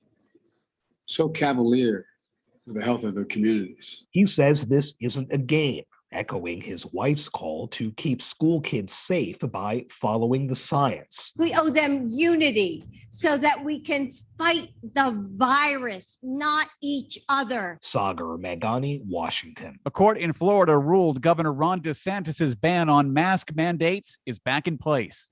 I'm Ed Donahue. Susan, it's so great to finally be able to get together again. Oh, it sure is. And I really appreciate you picking up the bill. I'm happy to. I've got the extra cash. Since we've all been driving so much more again, I've been using Get Upside, the free gas app that pays you cash back for every gallon of gas you buy. Wait a minute. Are you saying you actually get paid cash when you buy gas with the Get Upside app? Yes, up to 25 cents a gallon. Cash back every time I buy gas. Does that actually add up to anything? Some months I make $200 to $300. Wow, that's serious extra cash. I'm downloading the free Get Upside app now. Download the free Get Upside app now in the App Store or Google Play to save up to 25 cents a gallon when you buy gas. Use promo code REFUEL for a 25 cents a gallon bonus on your first tank. That's up to 50 cents a gallon on your next fill up. You can cash out anytime to PayPal or an e-gift card for Amazon and other brands. Just download the free Get Upside app and use promo code REFUEL for a 25 cents a gallon bonus on your first tank. That's code REFUEL.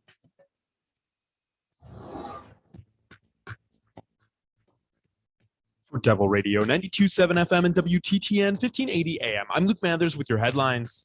This week, the Wisconsin Natural Resources Board canceled their September meeting after the head of the Department of Natural Resources said the department will not participate in the meeting due to the board chairman, Frederick Pren, refusing to step down after his term expired May 1st. The canceling of the meeting comes after a lawsuit was filed last month by Wisconsin Attorney General Josh Call to remove Pren from his post. An entire grade of first grade students in a Green Bay public school were sent home Wednesday for the number of COVID-19 cases among the students. Since the beginning of the school year on September 1st, more than 700 students and teachers in the Green Bay School District are in quarantine due to COVID-19. Forecast of partly cloudy skies this morning, leading to clear sunny skies throughout the afternoon with light winds and a high today of 79 degrees. Clear skies expected to continue into the evening with an overnight low of 60 degrees. You're listening to Devil Radio 92.7 FM and WTTN 1580 AM.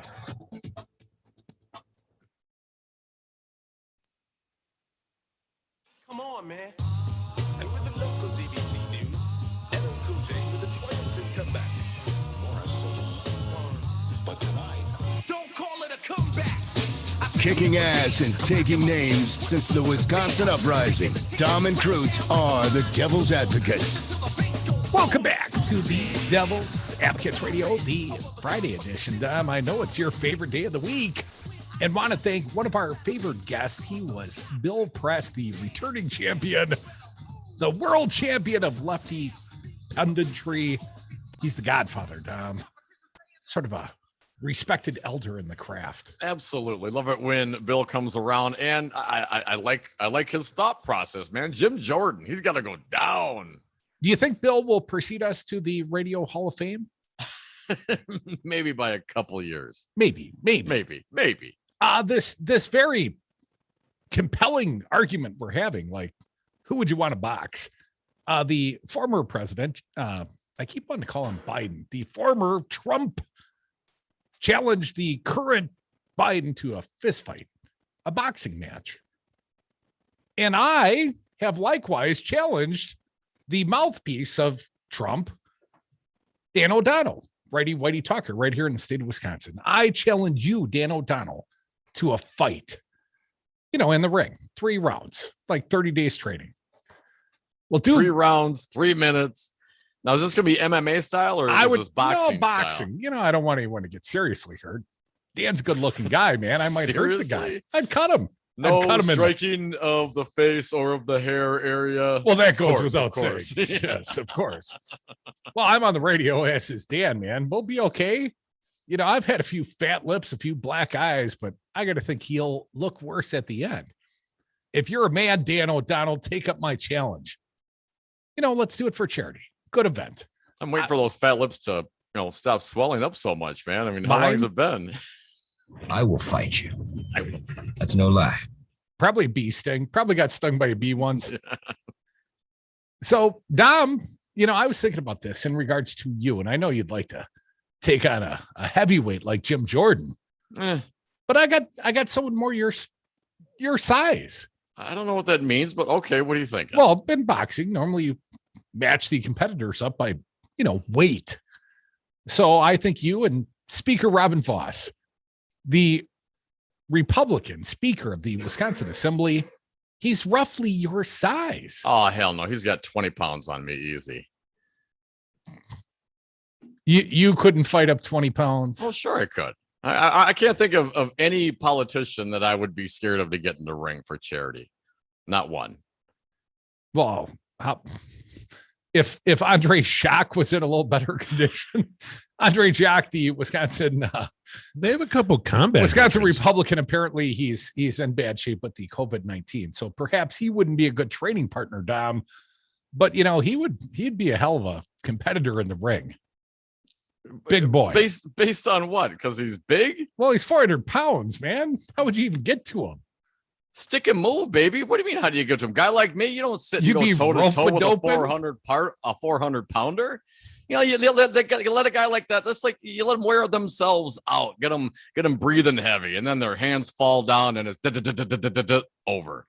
Dan O'Donnell. I would prefer, actually, just for the record, more of an MMA style. I want to be able to get to the ground. I want to be able to put on some moves. Sitting and tapping and boxing, they'll be able to use feet, knees, elbows, and I just think it limits my skill set. I'd rather be able to go full MMA. I'm thinking more like foxy boxing style. I don't want to hurt anyone. I don't want to get hurt, certainly. And Dan O'Donnell, if you're considering taking up this challenge, I would just point out I'm very out of shape. You could so crush me. Dan, come on. You could crush me, dude. Take me up. We'd raise some money for charity. It'd be for a good cause. I stabbed a man in the heart. Yeah, we raise some money for the People for People Corporation. If he dies, he dies. Oh, come on, man. But listen, I'm with Bill. I'm a lover, not a fighter. I'd rather get along and have a beer. But I do have to say, as foolish and asinine as Donald Trump is and the things that he says, Biden also made some comment about taking him behind the woodshed, right? I mean, there were comments that kind of bravado coming. Men do these sort of things. Biden. What it all really comes down to, I suspect, the fact that Donald Trump reportedly has a small penis. I think that's what all of these sort of narcissistic, bloviated overestimation stem from. The personal inadequacy and the fact that he can satisfy no woman. Well, I mean, perhaps I think there's with this prenup, I should say there's a greater insecurity within Donald Trump, I think, than the size of his genitalia. I think he has all sorts of concerns that he masks with. Okay, mommy and daddy didn't love him. That's I think there's no doubt. And he's got small hands. Those two things. Those are his big problems. Small hands for a big man. 844-967-2789. Let's go to the phones. Our pal Andy from Beaver Dam. Welcome, Andy. What do you got for us? Something important, I hope. Hey, Andy. Well, the one thing I don't know how tall Dan O'Donnell is, but with your physique, I think you can knock him over by just blowing on the dude. Dan's, right on. He's probably 6 feet, 210, 220. He's a younger guy than I. He seems quite a bit healthier than I. I probably have a few, pounds on the guy. I probably get a little reach advantage on the guy. And I certainly have a toughness advantage on him. I would knock the big lie right out of that guy, Andy. I know you would. You'd be great. The other thing is, never disappoints outspoken liberal Bill Press. When are you guys going to get him to Mad City? I can't remember that bar he was at when he was with. We saw him at the Great Dane years ago. Yeah, That's we're when out we met partying at Fitchburg at the Great Dane and beyond. Yes, I remember. I've been in the Great Dane, believe it or not. But yeah, that guy, you got to book him sometime when he can get free, because he's outstanding, man. He just tells it like it is, and he's great. But would you attend, Andy, if we booked him for a celebrity boxing event? I would, yes, no doubt about it. I don't know how old Bill Press is. I assume he's probably a little younger than I am. I have no idea, but I remember him with Ed Schultz, and the guy's outstanding. It'd be a hell of a party, It'd be great to see him, They always are, Andy. We will absolutely, and we continuously invite Bill Press back to the upper Midwest because I like to party with that cowboy. Oh, absolutely. Bill is 81 years old, and he's looking and sounding great. I still think he'd punch Jim Jordan right in the kisser. Pow, pow, pow. 844-967-2789. Going down the list. Our pal Joe from Madison. Welcome, Joe. What do you got for us? Hi, Joe. How about insult wars? Something that starts out with your mama. One of those. Oh, I like that idea, Joe. I think you guys could do really, really well with that. And, they could figure out the rules of the game. I have no idea what they are, but you guys could figure out some rules of the game, set it up in a boxing match, but just go word-wise. Like a wrap-off? Like 8 Mile? It doesn't have to be rap, but it does have to be an insult war. Go for the insult war. How about that? Yeah, but I'm very thin-skinned in that regard. I mean, I'm better off getting punched in the head than criticized. That's the only part you're thin on, Crudy. Joe,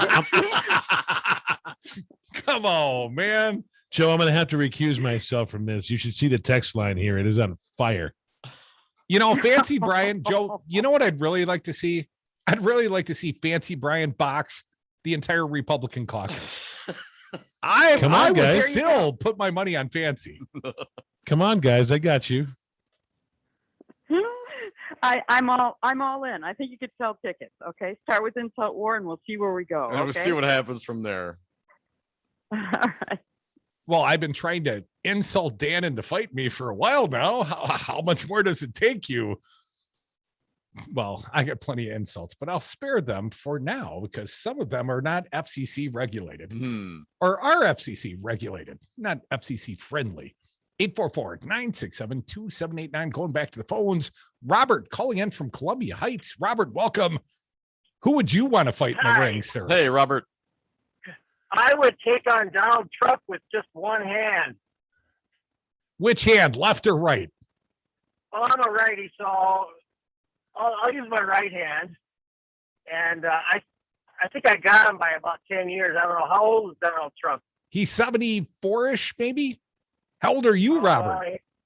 I'm 69. That's a fine age. Yes, sir. And Robert, I'll take on Donald Trump and beat him to a pulp. I think we all kind of have that fantasy, don't we, Robert? I mean, being the former president, we'd have to fight our way through a few Secret Service guys before we got to the old man. It's for charity. It's a celebrity thing. It's all above board. Go for a good cause, and no one's going to get seriously hurt. How about big plastic bats, and we can just whack each other with plastic bats? Robert, in the military, there are something called pugil sticks, and they're like giant Q-tips, right? And I was really good with mine, and they called me off. I was like a mad dog, just ready to crush a guy's skull, and they're like blowing a whistle at me.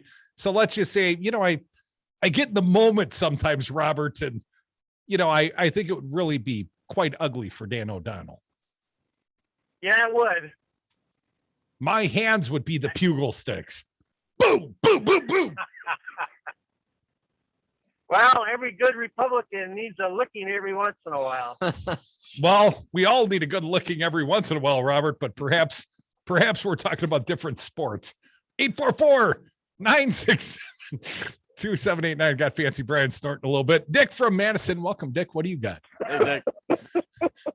God, this is regressing fast. Well, it's Friday, Dick. Come on, man. It's nearly the weekend. I like the idea about the insults. Like, you could do the Dangerfield one with he was so homely as a child, he would sit in the corner and they fed him with a slingshot. But anyway, Bill Press was spot on earlier. I couldn't agree with him more.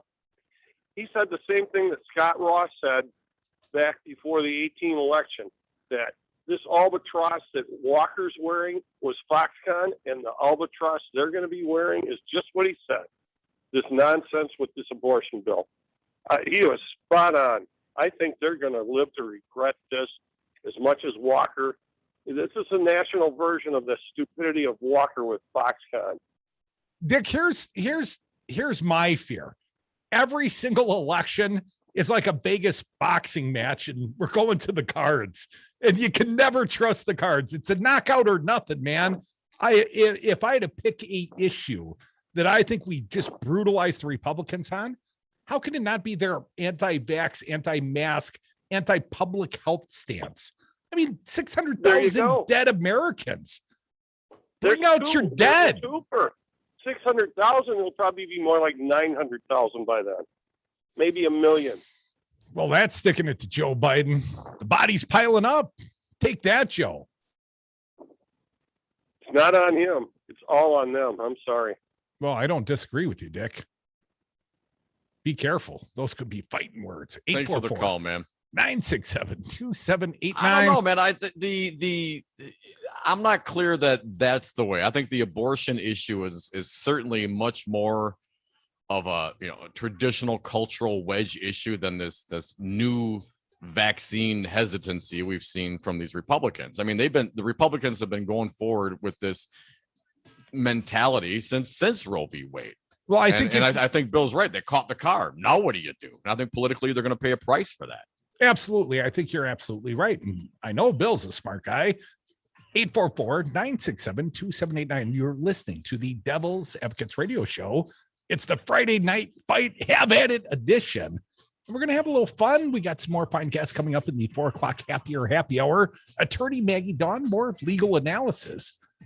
And also I went on a field trip, and the very same people I went to see, Dom, they're charging the mound. They charged the mound at the Wisconsin State Capitol, insurrectionist style. They went after the Republican Speaker of the Assembly, the Senate President.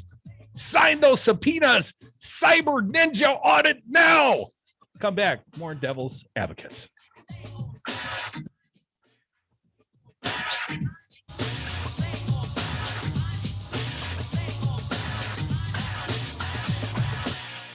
If you could fight anyone, who would you fight? If I were to guess, I have one name in mind. Having a great time. I'm Kirk Bankstad, and I own the Minocqua Brewing Company in Deep Red, northern Wisconsin, and I have a super PAC. We make good trouble by buying billboards, radio ads, and calls to voters in northern Wisconsin. We target federal and state elections, think Ron Johnson and Tom Tiffany, and concentrate on a fair redistricting process. Give a donation now if you're able at the MinocquaBrewingCompany.com super PAC tab. Help us make the politics of the Northwoods as clean as our lakes and streams. That's the MinocquaBrewingCompany.com super PAC tab. 600,000 Wisconsin families are receiving checks to help take care of their kids, thanks to the expanded child tax credit passed by Joe Biden and congressional Democrats. Ron Johnson voted against these checks for Wisconsin families, despite voting for a 2017 tax break that put more money into the pockets of millionaires like himself. It's time to vote Ron Johnson out of office. MoveOn.org political action, paid for and is responsible for the content of this advertisement. Poll.moveon.org, not authorized by any candidate or candidates committee.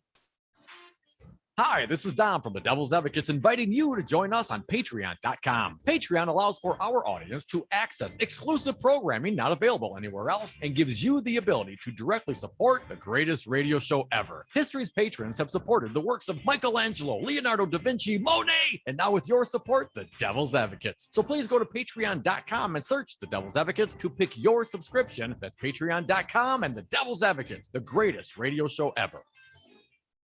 Listen to the Devil's Advocates live weekdays from 2 to 5 p.m. You guys are getting it done. You boys are the light of my day, and I've been listening to you for many years. I love you guys. You're the greatest thing that has happened to Wisconsin radio. If it wasn't for your radio program and getting out the vote, who knows? I got to give you guys so many props. I'm pretty sure your guys' radio station had a direct impact on that. You're welcome, everybody, and thank you.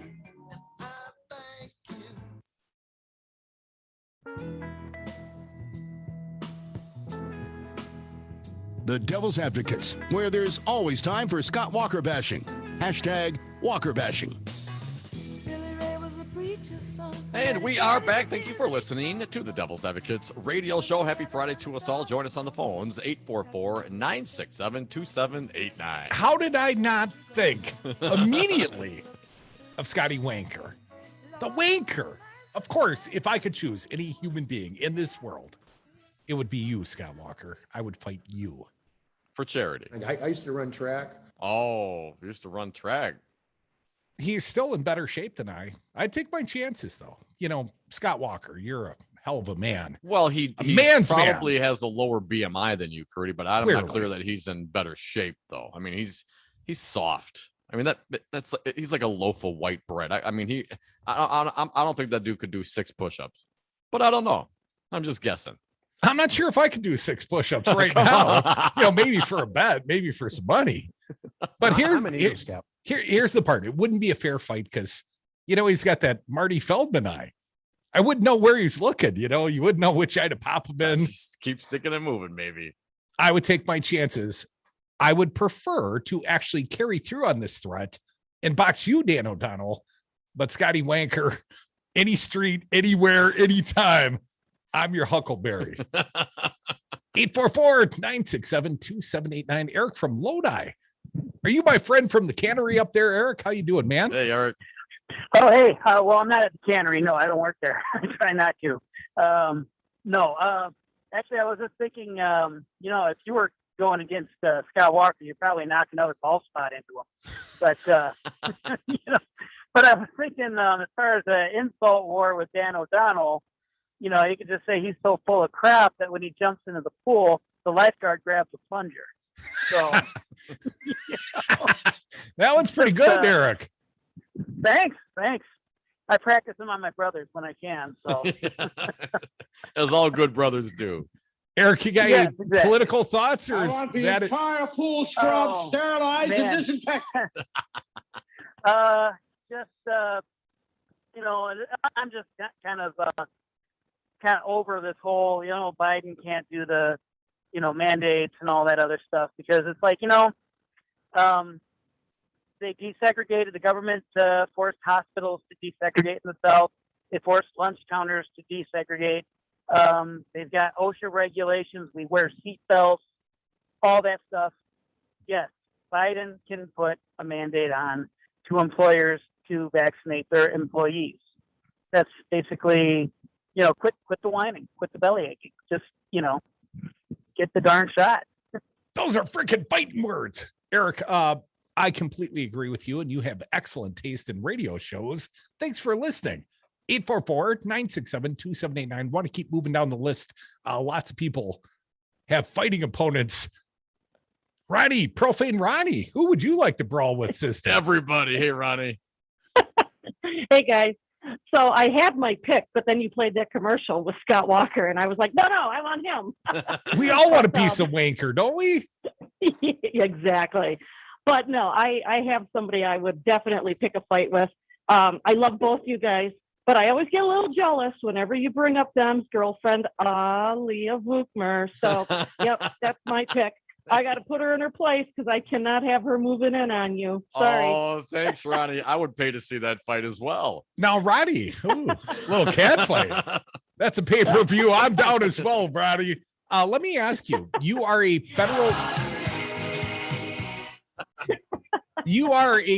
employee through the U.S. Postal Service. Why do you think Joe Biden exempted you and your postal colleagues from the vaccine mandate? I didn't know that. I had not heard that. Yeah, you're exempt. And I was wondering if it's because primarily you're out on a mail route, you deliver the mail and you're walking around outdoors, so you're not surrounded. But do you interact with a lot of colleagues, coworkers at the sorting center, wherever the mail comes from? Right. I mean, if the post office isn't just letter carriers, there's clerks, there's mail handlers. I mean, people working indoors side by side. I had not heard that. I'm really disappointed in that.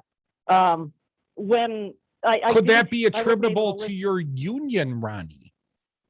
Well, and our union has not made a stand one way or another, as far as I understand, because I saw some questions on Facebook yesterday. You know, does this include us? What's our union going to do about it? And there were no answers when I saw this yesterday afternoon. I'm bummed that he would have left us out.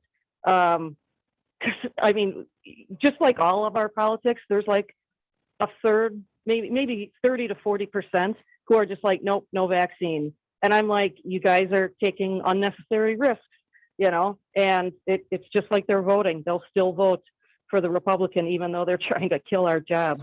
Ronnie, literally there is a report and some reporting on a report out that says COVID deaths can be linked to your voting habits. Meaning if you vote Republican, you're more likely to die of COVID. I believe it, which, the mean part of me says, great, have at it. Our next election will be a lot easier. But the human side of me says, well, heck, wait, that's my entire family. Right. And so, innocent people and continued variants and all the things that go along with that. As much as we'd like to think that, I'm with you, Ronnie. I mean, the reality is much more terrible. Yeah. Oh, well, gosh, now you really gave me a bummer. I did not know that the post office was exempted. I'll have to do some searching this weekend to see what those reasons are. Because one more, I think that's BS. Suggested opponent for you in the celebrity Foxy boxing ring, Ronnie. How about DeJoy, the Postmaster General? Yes, take him any day. Ronnie, I'd put my money on you, sister. Absolutely, all day. Have a wonderful weekend. Let's go back to the phones. Our pal Joe from Stevens Point. Joe, how are you? Hey, Joe. Oh man, I am really digging today. This is a great show. You guys are cracking me up. It's because you're a street fighter by nature, Joe. Right, you get it. I know, man. But you know what? And here, I was going to use this because, that's where I figured, you know what? We need to take the cerebral card. We need to, be the better people for that. And then you guys totally won me over. And now I just want to see Brian do a blocking sled drill. And tied to that blocking sled, I want Donald Trump and Rand Paul just kind of wrapped together. And I want Brian to demonstrate some of his, power side tackle blocking maneuvers. And maybe he has earplugs in his ear and he doesn't hear the whistle stop blowing. Let's just see that. I think he broke his freaking neck. Yeah. Wow. I primarily have one move, Joe, and that is grab and fall. I grab you, and then I fall on you, and then it's done. Yeah. I'd pay money for that, my friend. But I think, Crudy, your intellectual prowess would lead you to a strong victory over Dan O'Donnell. And I think your Mike Tyson peekaboo style would overwhelm him. And I'd bite his ear off. Thank you all for listening. Stick around. More Devil's Advocates is next. What's your prediction? Prediction? Yes, prediction. Pain. Life is pain, Highness. Anyone who says differently is selling something. Boy, that escalated quickly. No big deal. The Summer of Love climaxes with one last party at the Jade Monkey Lounge. Oh, yeah. Tuesday, September 21st, the Devil's Advocates broadcast live 2 to 5 Central Time. Last bash of the Summer of Love to follow. Yeah. Come party with the Devils on the deck of the all-new but still funky Jade Monkey Lounge. 217 Cottage Grove Road, East Madison, Tuesday, September 21st. Devil Radio, the Jade Monkey Cocktail Lounge. Last blowout of the Summer of Love. Yes. Be there. I'll have what he's having. Chad's Design Build is proud to sponsor the Summer of Love on Devil Radio. We are committed to our community to demand better for each and every person. Doing the right thing isn't necessarily easy or inexpensive, but when we take the time to listen and learn, we can build a better community. Thoughtful remodeling is a lot like building an effective, progressive coalition. It takes patience, intelligence, and love. Experience helps too. Thank you, Joe Biden, and thank you, Devil Radio. On behalf of Chad's Design Build, here's to the Summer of Love. You are listening to WTTN Columbus, W224EG Madison, always streaming at DevilRadio927.com. AP News. I'm Ed Donahue. The reaction has been mixed to President Biden's vaccine mandates. I think he's gone too far. You make people get an injection. I'm completely in favor of it. I've been waiting and hoping that he would do something, and I agree with it 100%. Republican governors have been pushing back. Have at it. At a school in Washington, D.C., the president said these mandates are meant to save lives. Particularly some Republican governors have been so cavalier with the health of these kids, so cavalier with the health of their communities. We're playing for real here.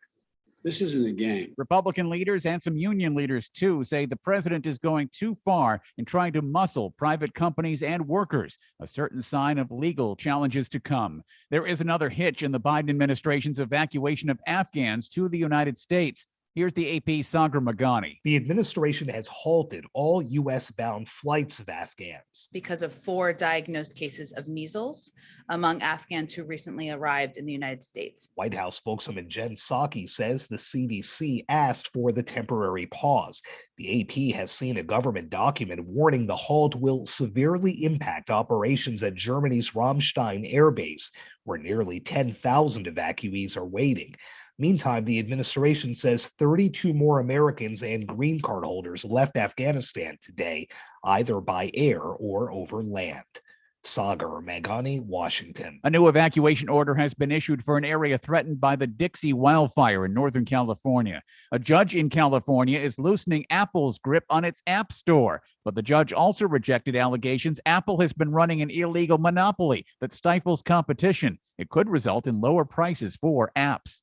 The Dow finished down 271 points. This is AP News.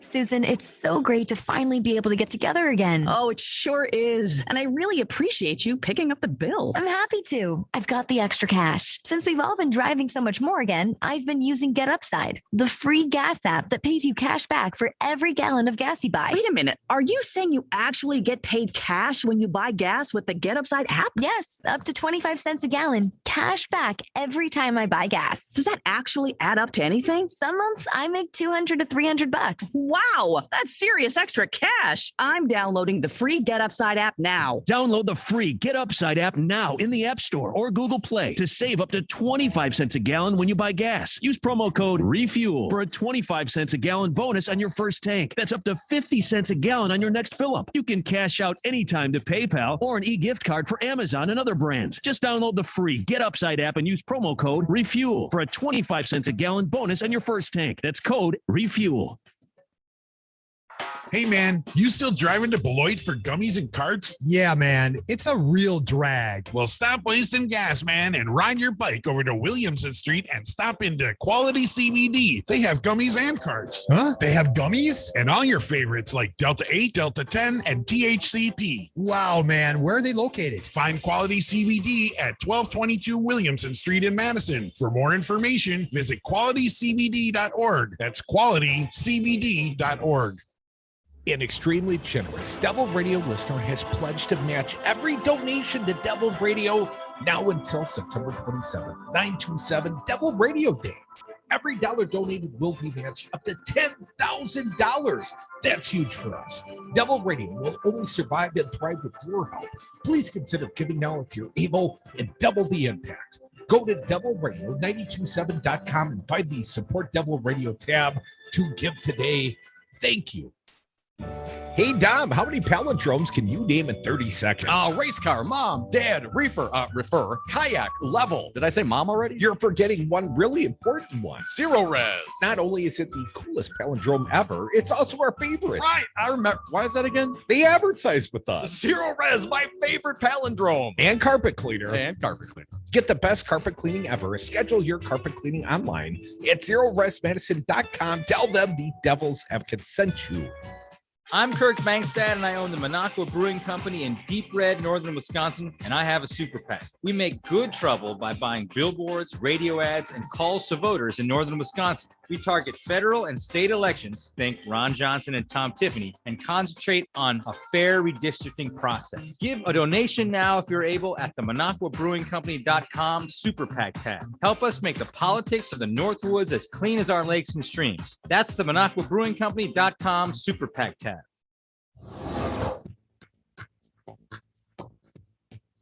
For Devil Radio 92.7 FM and WTTN 1580 AM, I'm Luke Mathers with your headlines. On Thursday, the Wisconsin Public Service Commission voted unanimously to approve a 100-megawatt solar farm in Dodge County.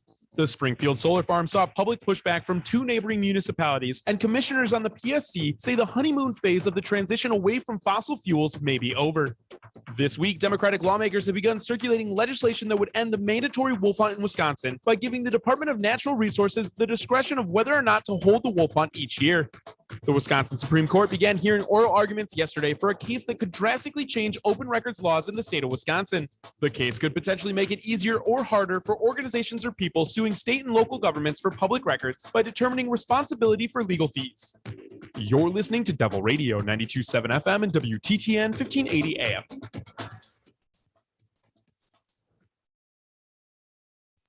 Warning, you are about to listen to the greatest radio show ever. And due to contractual obligations and to shield our airwaves corporate licensees from any semblance of liability, responsibility, and gullibility, we must tell you the views represented on this show are not necessarily those of this station or its management. This radio show contains differing points of view on current political topics, and due to the nature of its contents, it should be heard by everyone. Thank you for listening. Now live from the heart of liberal Wisconsin, where the political party is just beginning, welcome to the Devil's Advocate Show. Best friends proving it's never personal, only politics. Please allow me to introduce myself. Now here are your hosts, Dom and Crute. Welcome back to the Devil's Advocates Radio Show. Dominic, we are sliding into the Friday 4 o'clock happy hour. And I'm happy to announce it's nearly the weekend, everybody. But your phone call is still welcome here at 844-967-2789. And there is some troubling news from the Wisconsin State Capitol. There was a little rally outside. I went to the rally earlier today, Dom, did a field trip. A two-pronged attack, a pincer movement. First, I went to former Sheriff David A. Clark Jr.'s little forensic cyber ninja encouragement rally. And the most encouraging thing about that rally, to my opinion, it was anti-Voss, anti-Gableman. Wait. I mean, like an enemy of my enemy is like my conservative friend. on conservative hate going on right now. There's a little red on red violence going on at the Wisconsin State Capitol. Dissension in the ranks and a fight in the locker room. Well, not only did they call, they called to the speaker, Robin Voss, and they called to Devin LeMahieu, and they called to Chris Kapinga, a couple of Republican senators. Basically, they want them to sign those subpoenas, the Janelle Brandtjen subpoenas for Milwaukee and Brown County, right? That's been the calls, the quest. So they did this little outdoor activity, and they gave me a copy of their manifesto, Dom, and they were led, at least in part, by a guy named Jefferson Davis, and his nickname apparently the president, of the Confederacy. And he was one of the big speakers, and he told a little joke at the expense of Robin Voss. And we've got that sound. We can share it all with you. So let's get to it, and then perhaps a few more Golden Glove participants on the phones as well. Again, 844-96-PARTY. But let's start with the big chief, the cowboy in chief, former Milwaukee County Sheriff David A. Clark Jr. Let's play the first soundbite. Let's play the first one. I don't know in what order these are coming, but I believe this is a criticism of the special counselor, Michael Gableman. I call him former corrupted Supreme Court Justice Michael Gableman. Play the sound of Sheriff David A. Clark Jr., please. The certification that Michael Gableman or 3 retired police officers have, they are not forensic audit experts. This audit must be done in the open for everybody to witness. Yeah, that's right. It's time for Speaker Voss and Majority Leader LeMahieu to stop with the smokescreen, carry out the will of the voters, and stop substituting their judgment for ours. That's right. Recently, Speaker Voss, in a news article, said, well, I don't know what's going to come of an audit. I don't know why we need to do one. That in and of itself is reason, because That's right. we don't know. That's right. And again, he's inserting his judgment that we don't need one, when we the people have not consented to that. That's right. We said we want one. Yeah. Come on. Man. And the fact that Robin Voss doesn't want one is all the more reason we do want one. Now, here's something else that But Sheriff, hang on, if I may just interject here quickly on what the former sheriff is saying here. So he's critical of this investigation because there's no professional people who've actually done investigations. well, he's saying that Gableman's not qualified to do a forensic audit. Yeah. Okay. And the cyber ninjas are, because they haven't done one before, and I would concur with him in that regard.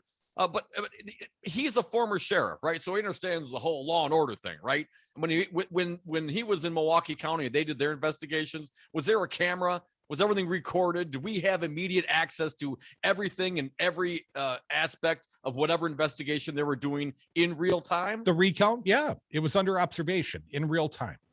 And No, I I'm actually talking about- agree with, yes. I'm talking about when he was actually investigating crimes and doing investigations. Well, How is I it would any say different? if I you, demand, I want to know, what's going on with police officers in Milwaukee County and their interactions with African Americans. Do I get a back seat in his office to find out and sit there and observe every little aspect of that? I don't think so. no, but all those depositions should be on tape. Sure. Any interviews witnessed by Gableman, there should be recorded record. There should be transcripts. And the fact, and I agreed with Sheriff David A. Clark, former Sheriff Clark, in this regard. Clark said effectively, if you read Gableman's contract, there is no required public report. The only report that Gableman is subject to issuing is to Robin Voss. Well, I take great umbrage. I take great objection to that. And if you're going to go through this charade, this kabuki theater, at least do it transparently.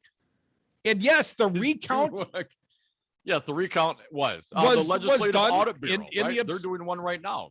That's not, to my understanding. We don't get recordings and active, screen updates. They don't give a report to Robin Voss that Robin Voss then gets to do a Bill Barr, decide what we, the public of the state of Wisconsin, get to see. Why would you disagree with that? I mean, there's a real objection here to the means of this supposed investigation. You're objecting to the partisan BS investigation and the fact that they're not being open enough in their BS and their partisanship. I mean, you know what it's going to be. We had an open recount. We could see those in real time. That already happened. We've done this. We've already done this. So to get into the weeds on whether or not we get transparency, quote unquote, from a partisan hack investigation in the first place is just, arguing over the finer points of BS. To your opinion. Yes. But I would say Yes. if this is going to go forward, let's do it absolutely transparently. Let's do this on camera. Let's know in real time what the hell they're talking about. And let's not rely upon Robin Voss to be the gatekeeper of what information we, the public, have paid $700,000 or more about for. him not releasing. I'm just curious to know, what do you think that Robin Voss is going to hold back? All the exculpatory evidence that there was no fraud committed. So your concern is that they're not going to show that their report will not confirm that fraud was not committed. That's your concern? Essentially. You cannot leave it up to Robin Voss, dude. I mean, there is a concern, and you may not share this concern, and we all believe the outcome of the election, and we believe the outcome of the recount. But if you believe, like these people, these fine people up at the Capitol believe that there was some sort of whatever. And I mean, Sheriff Clark said, I'm not trying to overturn the election, but I want reassurance that this really was a fair election. Okay, if we accept his premise for just the argument's sake, well, then you got to do a transparent audit. I mean, transparent. You can't let Robin Voss control the outcome of the information. I mean, hell, when you got the right howling about this, they marched on Robin Voss's office today. Yes, After Sheriff they've David A. Clark created got a done, beast that they cannot control. I mean, that's what they're dealing with. They're going to eat themselves up about it. I absolutely hope they do. Let me ask you, do you have the same objection with the Legislative Audit Bureau and the process they're going through? Well, I'm not thinking that the Legislative Audit Bureau, which is a nonpartisan body and not a single partisan individual like Robin Voss. Okay. Yeah, I want But to you see don't- the work. Oh, sure. I but want you to don't see the expect report. that in real time, right? I don't think that the request that they tape interviews is I got to see it in real time thing. Now, we can argue over semantics, but here's the deal. If you're going to do an investigation, you should be able to prove your work at the end. And my fear is no matter what the result of this investigation, I think it's a foregone conclusion, Joe Biden won. But if you're going to do this to reassure your wackadoodle supporters, yeah, you need to do it in transparent fashion, or we're going to have this war for freaking ever. Let them have their war forever. We've done recounts. We had an election. It's been confirmed. The Legislative Audit Bureau is doing a nonpartisan investigation. I cannot imagine what it is that David Clark or the people there would actually accept as a result. I mean, what else do you want? How about you? Are you okay with Bill Barr's version of the Mueller report, or would you like to see the unredacted Mueller report? I certainly want to see the unredacted report. How about the unredacted Gableman report? Or should we let Robin Voss decide for the state of Wisconsin and all its citizens I don't believe what we get? I don't think Gableman is an honest actor anyway, so I'm not clear I even believe what he would report. And I would also submit to you this little concept that when they pull grand juries and they do an investigation, they decide not to charge anybody, that information is not released to the public, right? If you're in a grand jury, I'm you not give clear. testimony. Let's ask Maggie, because I'm not clear that that's the case. That is absolutely. I mean, if you have a the case. sealed grand jury, that might be the case, Don, but that is a public action. And if there is evidence presented, and they do not charge, and they do not charge, they throw it in a dumpster somewhere? Forward. That evidence does not come forward. They do not charge. 844-967-2789. Lots of people want to fight your ass. Gene from Eau Claire, give him a good right sock and then kiss her. Hey, Gene. Hi, guys. Well, first of all, I got to say, does David Clark still live in our state? And what's his not clear. One interesting note, as this thing devolved into a charging of the mound, because the 75-ish attendees, and David A. Clark was the leader, Janelle Branchin was sitting there, as was Ratham, or whatever his name is, Rantham, this other Republican. Rampton, yes. Now, they went inside the Capitol and they went inside Robin Voss's office, these Republicans. And then they went to LeMahieu and Kapinga's office. But this was specifically sponsored by David A. Clark Jr. And Janelle Branchin stood by while these people charged the mound. Any issues with that, Jeannie? Oh, yeah, I got a lot of issues with these BSers. I mean, they're just rotten. But do you want to know about, and now this is an independent, this is a response to a stress-reducing fantasy play, with taking on people, and I want to see, are you ready to rumble? And I'd like to tag team if I would nominate Betsy and Maggie to join me against anti-Democrat darlings, Clayfish, Marjorie Taylor Greene, and Bolbert. That's my fantasy there, guys. Jeannie, I would expect you better not tag out, sister. You take on all three. Oh, I would too. You give them the suplex.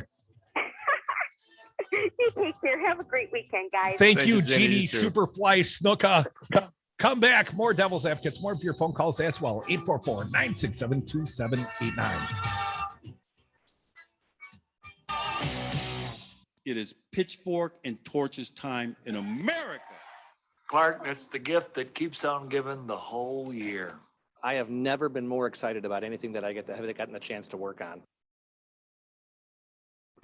The Summer of Love climaxes with one last party at the Jade Monkey Lounge. Oh, yeah! Tuesday, September 21st, the Devil's Advocates broadcast live 2 to 5 Central Time. Last bash of the Summer of Love to follow. Yes! Come party with the Devils on the deck of the all-new but still funky Jade Monkey Lounge. 217 Cottage Grove Road, East Madison. Tuesday, September 21st, Devil Radio, the Jade Monkey Cocktail Lounge.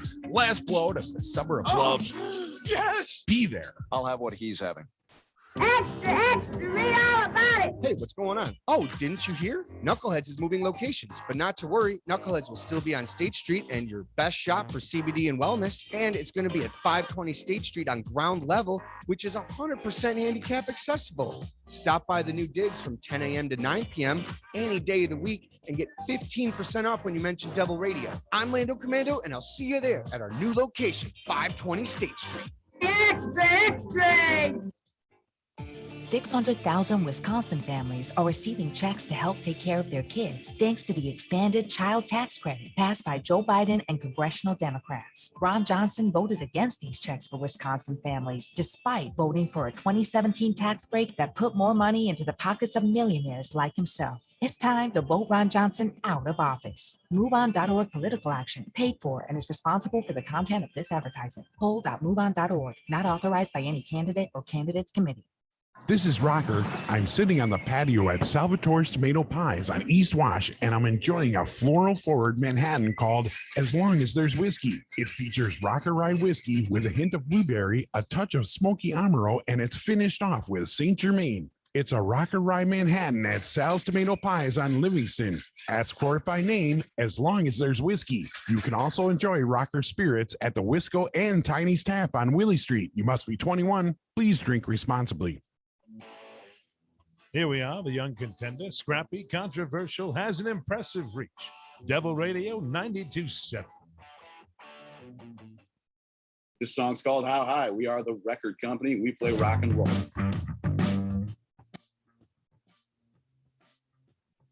The Devil's Advocates, because it's always 420 somewhere. And we are back from the 420 break. Thank you for listening to the Devil's Advocates radio show, taking your calls up to the bottom of the hour. Maggie, Daun, our pal, Milwaukee County Corporate Counsel, going to join us at 4:30. In the meantime, 844-967-2789. Dominic, I told you today was a two-pronged field trip. Prong number one was to see Janelle Branchin and Rantham and Sheriff David A. Clark Jr. and Jefferson Davis, apparently, former clerk charged with illegal campaign financing. He's leading the effort. And you know what their big argument was? Their argument was the absentee ballots that came in Milwaukee at like 3:00 in the morning. They wouldn't allow them to pre-count the absentee ballots by state law. And then 170,000 ballots came in, the absentees, and like 150,000 of them were for Joe Biden. Go figure, African Americans in Milwaukee didn't care for Donald Trump. Really? That's so weird. We should do an investigation to find out why. And when the votes came in for Biden in Milwaukee County, Donald Trump was up by like 110,000 votes, and then he was trailing. It's rigged, I tell you. That's the evidence they were offering. I mean, it was laughable, no doubt, Tom. But here's the other part, the better part. I went and hung out with the Solidarity sing-along singers. Nice. Oh, man, I love those people. They're the ones, they've been fighting the good fight for what, going on 10 years, Tom? Right. As long as we've been doing this, they've been out at the Wisconsin State Capitol singing in protest. And Scott Walker, you were not exempted today. Wanker.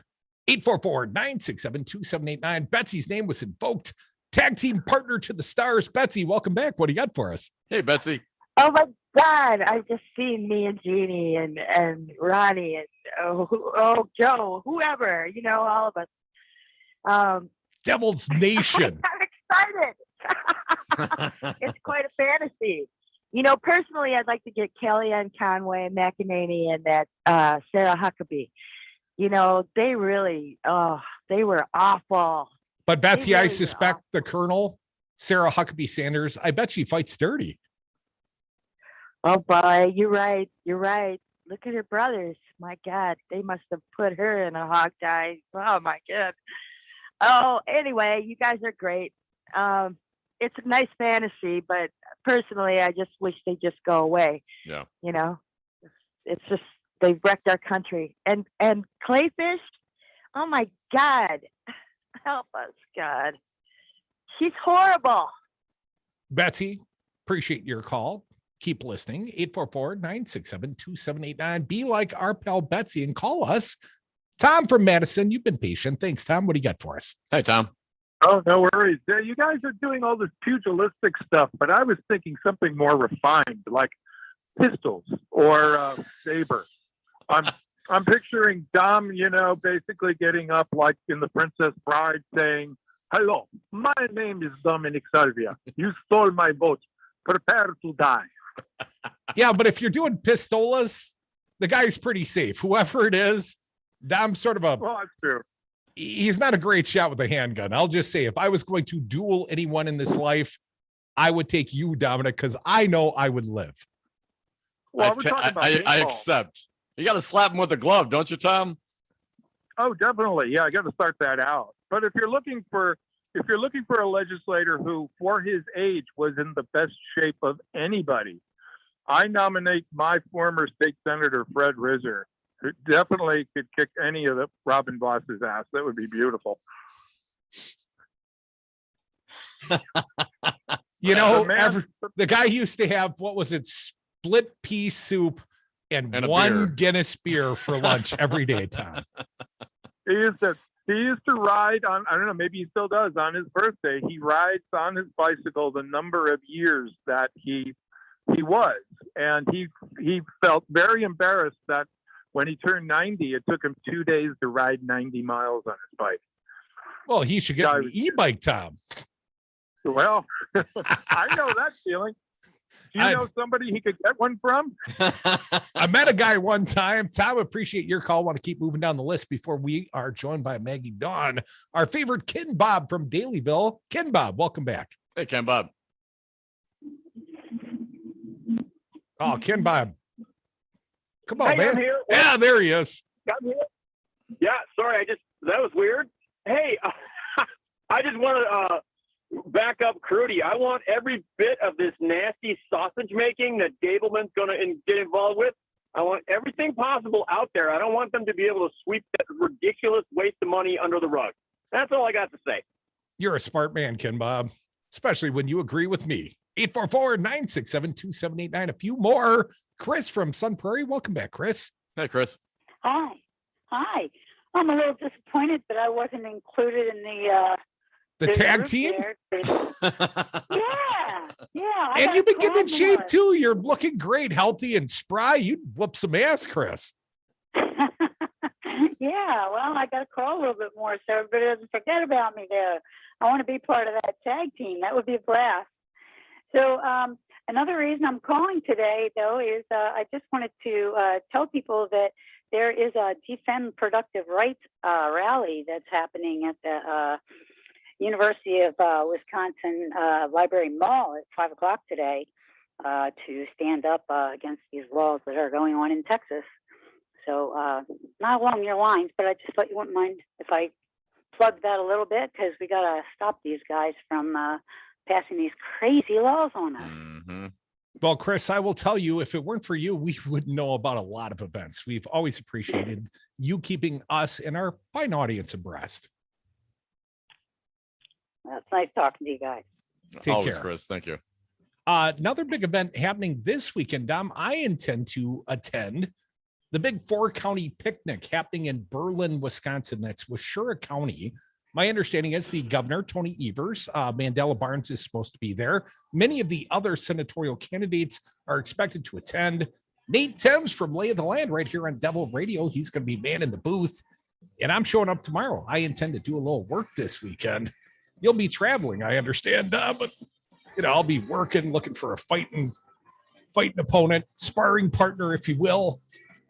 But not Maggie Daun, man. She would scare me. She would whoop my ass. She's our fine guest. Coming up next, attorney Maggie Daun. This is Chris Voss from the record company. You're listening to Devil Radio. Talk it out, man. That could be. It might be. It is. Devil Radio 92.7. Hey, Dom, is your carpeting starting to have a little bit of a funk to it? That's a bit of a personal question, Crudy. No, I know this is really busy time for one of our sponsors, Zero Res of Madison. People want a cleaner, healthier home. You mean spending the entire quarantine locked in with bacteria and allergens isn't healthy? Who knew? You want to get it professionally cleaned well before it gets funky. Even if you vacuum frequently, I vacuum a lot. You still need to get it professionally cleaned. Schedule your carpet cleaning online at zeroresmadison.com. Tell them the Devil's Advocate sent you. Hi there, I'm Kirk Bankstad, and I own the Minocqua Brewing Company, and I also have a super PAC. We make good trouble in the North Woods of Wisconsin. You can support our efforts at the MinocquaBrewingCompany.com and buy our woke gear like t-shirts, hoodies, and trucker hats. Enter the code RADIO and get 10% off on your next purchase. A portion of all sales support the Minocqua Brewing Company Super PAC, which is dark money meant for good. That's the MinocquaBrewingCompany.com. I'm Tim McGuire with an AP News Minute. President Biden visited a Washington, D.C. middle school today after issuing his vaccine mandates last night. He says one reason for the executive orders, keeping children safe. We owe it to them to do everything we can to keep them safe in school, dreaming, learning, thriving, socializing, becoming good citizens. White House Press Secretary Jen Psaki says it's too bad there's been opposition to the president's plan. We do see some loud vocal opponents of what the president announced yesterday. That's not a surprise. It's unfortunate. It's disappointing. It's sad. Chicago businessman Joe Somerville says he's been vaccinated, but it was his choice. I think he's gone too far. You can't make people get an injection. The U.S. has halted all U.S.-bound flights of Afghan evacuees from two main bases overseas after discovering 4 Afghans arriving in the U.S. had the measles. I'm Tim McGuire. Susan, it's so great to finally be able to get together again. Oh, it sure is. And I really appreciate you picking up the bill. I'm happy to. I've got the extra cash. Since we've all been driving so much more again, I've been using Get Upside, the free gas app that pays you cash back for every gallon of gas you buy. Wait a minute. Are you saying you actually get paid cash when you buy gas with the Get Upside app? Yes, up to 25 cents a gallon. Cash back every time I buy gas. Does that actually add up to anything? Some months I make $200 to $300. Wow, that's serious extra cash. I'm downloading the free Get Upside app now. Download the free Get Upside app now in the App Store or Google Play to save up to 25 cents a gallon when you buy gas. Use promo code REFUEL for a 25 cents a gallon bonus on your first tank. That's up to 50 cents a gallon on your next fill up. You can cash out anytime to PayPal or an e-gift card for Amazon and other brands. Just download the free Get Upside app and use promo code REFUEL for a 25 cents a gallon bonus on your first tank. That's code REFUEL.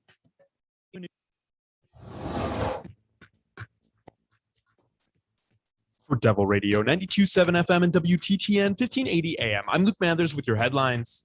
On Thursday, Wisconsin reported 32 COVID-19 deaths, the largest single-day total in more than 6 months. The state of Wisconsin reported a total of 37 COVID-19 deaths in the month of July. Yesterday's single-day death toll increased the 7-day rolling average of COVID-19 deaths in Wisconsin to 11, the highest it's been since mid-February. Roughly a month ago, the state of Wisconsin was averaging 1 daily COVID-19 death. Public Health Madison and Dane County extended the county's mask mandate yesterday until October 8th, with the order providing an exemption for performers and musicians as long as vaccination and social distancing requirements are met. Forecast of partly cloudy skies this morning, leading to clear sunny skies throughout the afternoon with light winds and a high today of 79 degrees. Clear skies expected to continue into the evening with an overnight low of 60 degrees. You're listening to Devil Radio 92.7 FM and WTTN 1580 AM.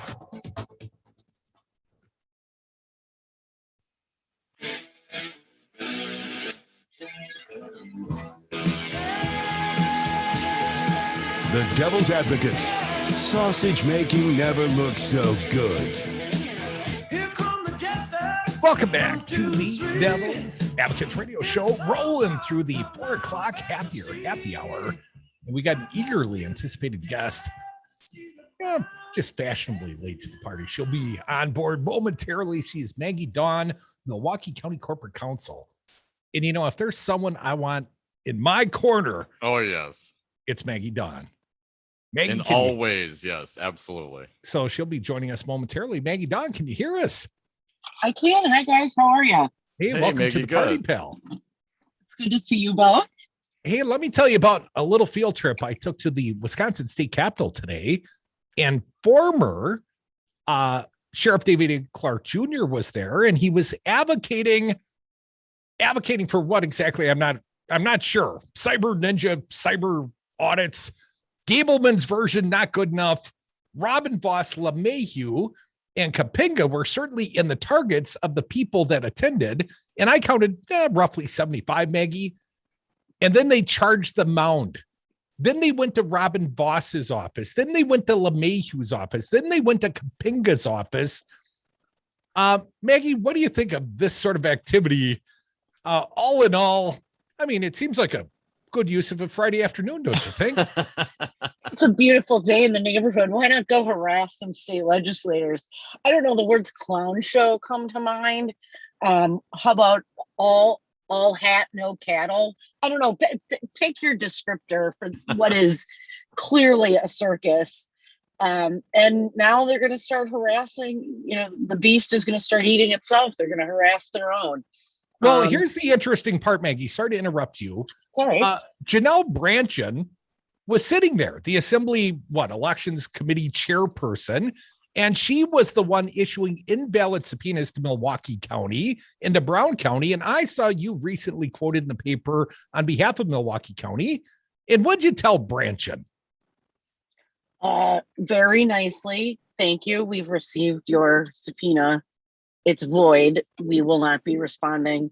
And oh, by the way, Ron Johnson even says there was no shenanigans with the election.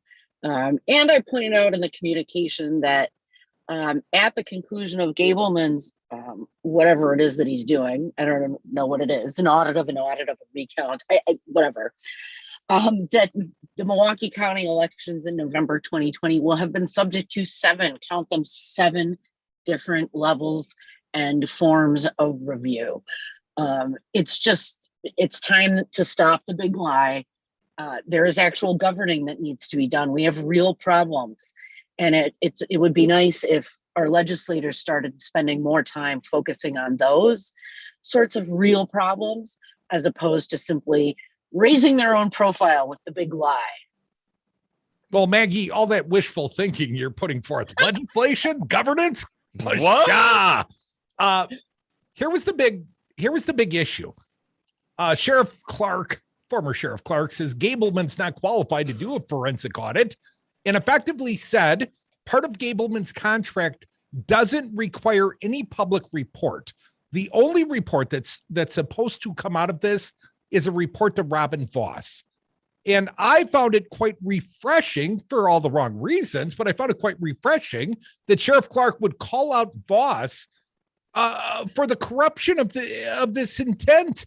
I mean, the fact that there will not be a transparent public report, regardless of what sort of chicanery they find. I mean, Maggie, I found myself nodding along and agreeing with Sheriff David A. Clark Jr. Well, there's two things that he got right, Mike, right?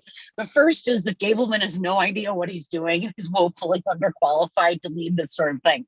Absolutely. Because, when I have technical issues, with my computer or something, what I find is like a good 70-plus-year-old white guy to help me out with those technical issues. So, of course, if we're going to do a computer-based audited review of our voting systems, that's the guy you pick, clearly. And the second thing that Clark got right, I agree, is that there's no part of what Gableman is doing that is appropriately subject to public oversight and review. I'm immediately drawn to questions about open records, open meetings. He is acting at the behest and direction of, an elected branch of government. It's about our most fundamental democratic processes. Why isn't the whole thing not subject to public oversight, just like recounts are? You've heard me say this before, and I'll say it again. Recounts are audits, but they're audits with rules and laws that ensure the public can oversee that recount process. It is for that reason, as they say, sunshine cures corruption. That's what we need more of in this process, instead of more backroom dealing and private reports being issued to Speaker Voss. Shameful. And as you pointed out, Mike, even a blind squirrel finds a nut every once in a while. The blind squirrel here being Sheriff Clark. Former Sheriff David A. Clark. Maggie Daun, current Milwaukee County Corporate Counsel, friend of ours and an attorney. We appreciate it. Maggie, I generally, of course, I'm down with transparency and all those kinds of things, and whatever is available should be out in public. But I also, compare it to like a grand jury. If someone, you give testimony in a grand jury, they end up not indicting, that information doesn't, flow out to the public. Is that a proper comparison? I would respectfully submit this isn't a criminal probe, right? And there's a reason the grand jury proceedings are kept private if there's if the grand jury fails to indict, and that's basically because we recognize that there can be reputational costs here to people in that sort of a process. Here, the opposite is true, right? And that is, without transparency of this process, the reputation of our electoral systems is what's going to be dragged under the bus. That's the reputational cost. And so in this instance, when we're looking at election processes, there has to be some kind of public transparency and accountability. Otherwise, we end up in this post-factual world where the big lie can simply be perpetuated in perpetuity. How about that? Perpetuated in perpetuity. That sounds like a long time. That's right. A very long time. So yeah, same logic, but it gets you to a different outcome when you're looking at election reviews. Maggie, last time we spoke, the state of Texas just laid down their 6-week abortion law. We've seen some activity since then. The Justice Department has come out, Merrick Garland announcing they're going to sue. I know this is a passion of yours, Maggie. I want to get your take on what you think of the current events since we last spoke. Yeah, so I actually found the complaint that the Department of Justice filed. So it's the United States of America versus Texas. It's case number 21 CV 796 in the Western District of Texas. It's a pretty interesting lawsuit, and in effect, they assert that there is injury to the United States as a sovereign nation because the bill from Texas makes it impossible under the Supreme Court's rule for federal court oversight or intervention to enforce federal constitutional protections. And given that the President of the United States swears an oath to faithfully execute the laws, and he does that by and through the Attorney General, we have a real problem here. And again, this is such, and even the portions of the Supreme Court that declined to hear the case acknowledged that it was this novel procedural posture of that case. But it's exactly that novelty that the Department of Justice uses as the basis for the suit. That because the way that this bill in Texas was crafted, that protects it from federal review in that first or more direct instance, that is in effect what gives the United States standing or gives the United States the ability to now sue the state of Texas and step into the shoes of the women of Texas to help protect that federally constitutionally guaranteed right under the 14th Amendment. There are also some very interesting allegations related to interstate commerce. Right? Well, okay, abortion is now effectively illegal in Texas. Women are going to have to travel. That impacts interstate commerce. So there's an interesting hook there as well. And then one of the last and probably most fascinating portions of this lawsuit, which is a little wonky, is that effectively they assert that under the Supremacy Clause, most intuitively, obviously, Roe v. Wade has to be upheld and can't be undermined by a state's laws. But beyond that, what they end up saying, also under the Supremacy Clause, is that Texas's bill effectively impedes federal agencies who are required under federal law to be able to provide pregnancy-related care, including abortion. And they list out those agencies. It's the Job Corps, it's the Office of Refugee Resettlement, the Bureau of Prisons, the Centers for Medicaid and Medicare Services, and the Department of Defense. So really interesting, kind of wonky lawsuit. They filed it in the Western District, which is the district that includes Austin. It's known to be a bit more liberal. And we'll see what the federal court does with this. But that's one to keep an eye on because they are asking for an emergency injunction, in fact, to again, prevent Texas from operationalizing or again, keeping that law in effect in Texas. So very wonky, very interesting. And again, something to keep your eye on. Maggie, my understanding, I think it was Texas Planned Parenthood filed a temporary restraining order and it was accepted.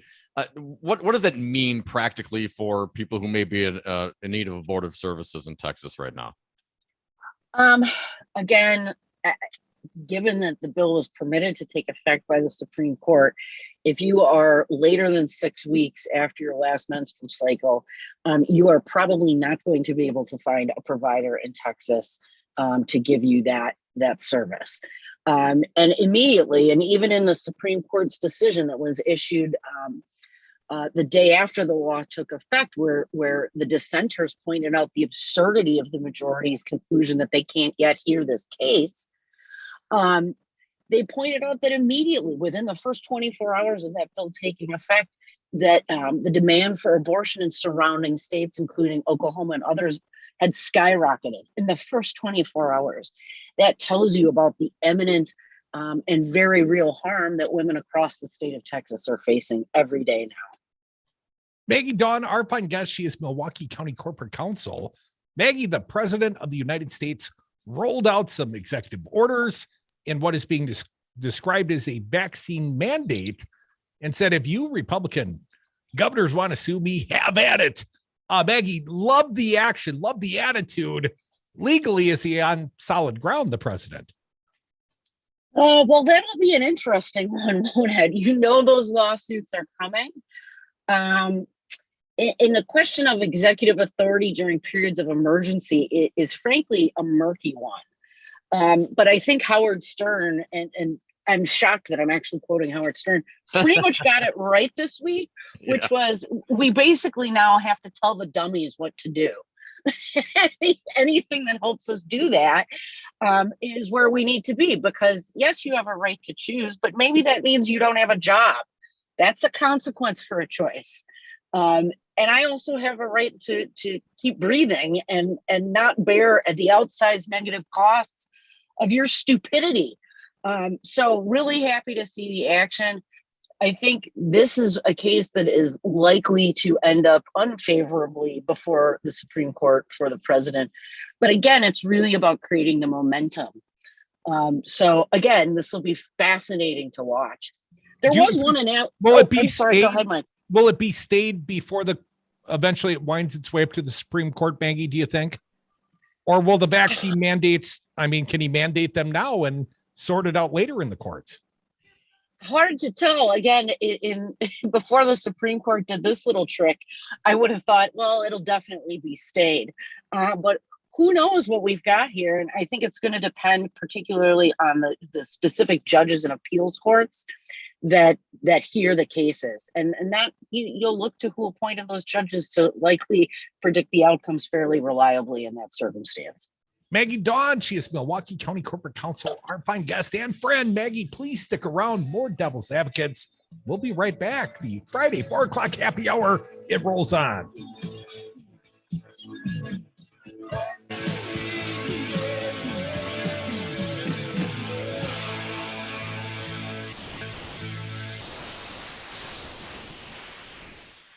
Have at it.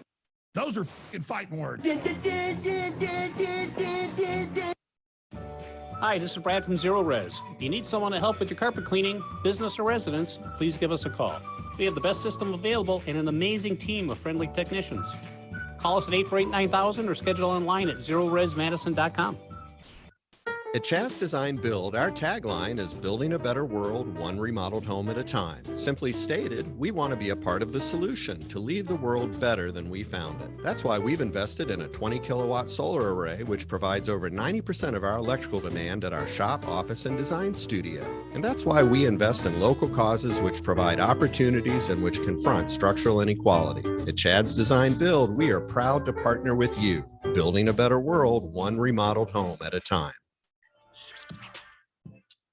Do you want Wisconsin to suck? I don't. That's why you're listening to me now. I'm Hawk, owner of the Atomic Koi. Come to the Koi and tell them you're there because the devil sent you. Then I can spend more money on ads and help Devil Radio keep Wisconsin from spiraling into post-apocalyptic Republican suckage. That's Iowa's job. Buy a round of the Atomic Koi and save Wisconsin one drink at a time. Suck down drinks so we don't have to suck. Okay. President Trump lost the election. Joe Biden won the election. Collectively, Republicans got 1.661 million votes, 51,000 more votes than Trump got. He exhausted his cases. He exhausted the court challenges. All the Republicans voted for Trump the way they voted for the assembly candidates, and he would have won. It was not rigged. It was not stolen. Donald Trump lost the election. Joe Biden won the election. It's really clear. This message was paid for by the People for People Corporation. Donate online at P4PPC.org. Hey, it's Pizza Box Mike. I've got a show outside the Pizza Box. Be sure to listen on Saturdays at noon on Devil Radio. There is a reason why they won't let me on Facebook anymore.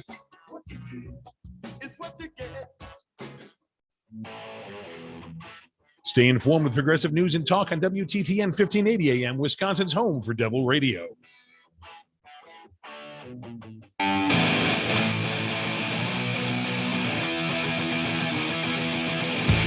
Bring it? Oh, it's already been brought in. Tom and Cruz on the Devil's Advocates. And we are back. Thank you for listening to the Devil's Advocates radio show. If you have not yet downloaded the Devil Radio app, go and do that right now. Google, Apple, find it at your app store. Look for Devil Radio. Dominic, I wanted to promote this big 4-county Democratic Coalition event tomorrow, going on from noon to 6 p.m. City of Berlin at the Riverside Park Shelter. And here's why you want to go. And I'm going to be there. It's going to start at noon, go to about 6 p.m. The best Governor Evers will be there. Lieutenant Governor Mandela Barnes, Josh Call, Sarah Godlewski, Janet Bewley, Lena Taylor, Katrina Shanklin, Gary Goike, Ben Wickler, the DPW chair, above and beyond that, many, many others, including apparently all of the Supreme Court, pardon me, God, I can't even get it right. Senatorial candidates, U.S. senatorial candidates. Damn it. It's Friday, man. Sorry, let it go. And we got to find guests. She's waiting by for me to spit it out. Maggie Daun, our fine guest. Maggie, let me ask you a little off topic. The president of the United States challenged Joe Biden to a boxing event. Maggie, if you had the opportunity to box any person and get in the ring and punch someone right in the kisser, who would it be? And please don't say celebrity. Would you fight? What celebrity would you box? Probably Scott Walker. I mean, that would be so much fun. But if I'm going to, I would whoop his booty. What'd you say? I didn't hear. I said I would whoop his booty. Scott Walker. Oh, yeah. Oh, yeah. So you would fight Walker. Buddy. I would put my money on you so quick, Maggie. I used to run track. He used to run track in high school. Did you hear that? You know, if you're saying that, like, you are no kind of athlete.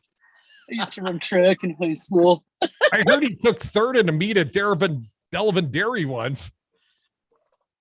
Wow. Well, color me impressed. You know, when a guy peaks out as an Eagle Scout, you know, when that is the greatest of your life's accomplishments. The pinnacle of your achievements. The apex. You know who I'd like to box, Maggie? Well, Scott Walker, of course. But in reality, I hope this comes to fruition because I'll do it. Dan O'Donnell. I'd like to punch the big light right out of his mouth. And I would do something. That's good. I'd help raise some money for some good cause. But I would suck it up. I'd get in a little better shape. And I would fight Dan O'Donnell. I hope he's listening. I love it. I'll buy a ticket for sure.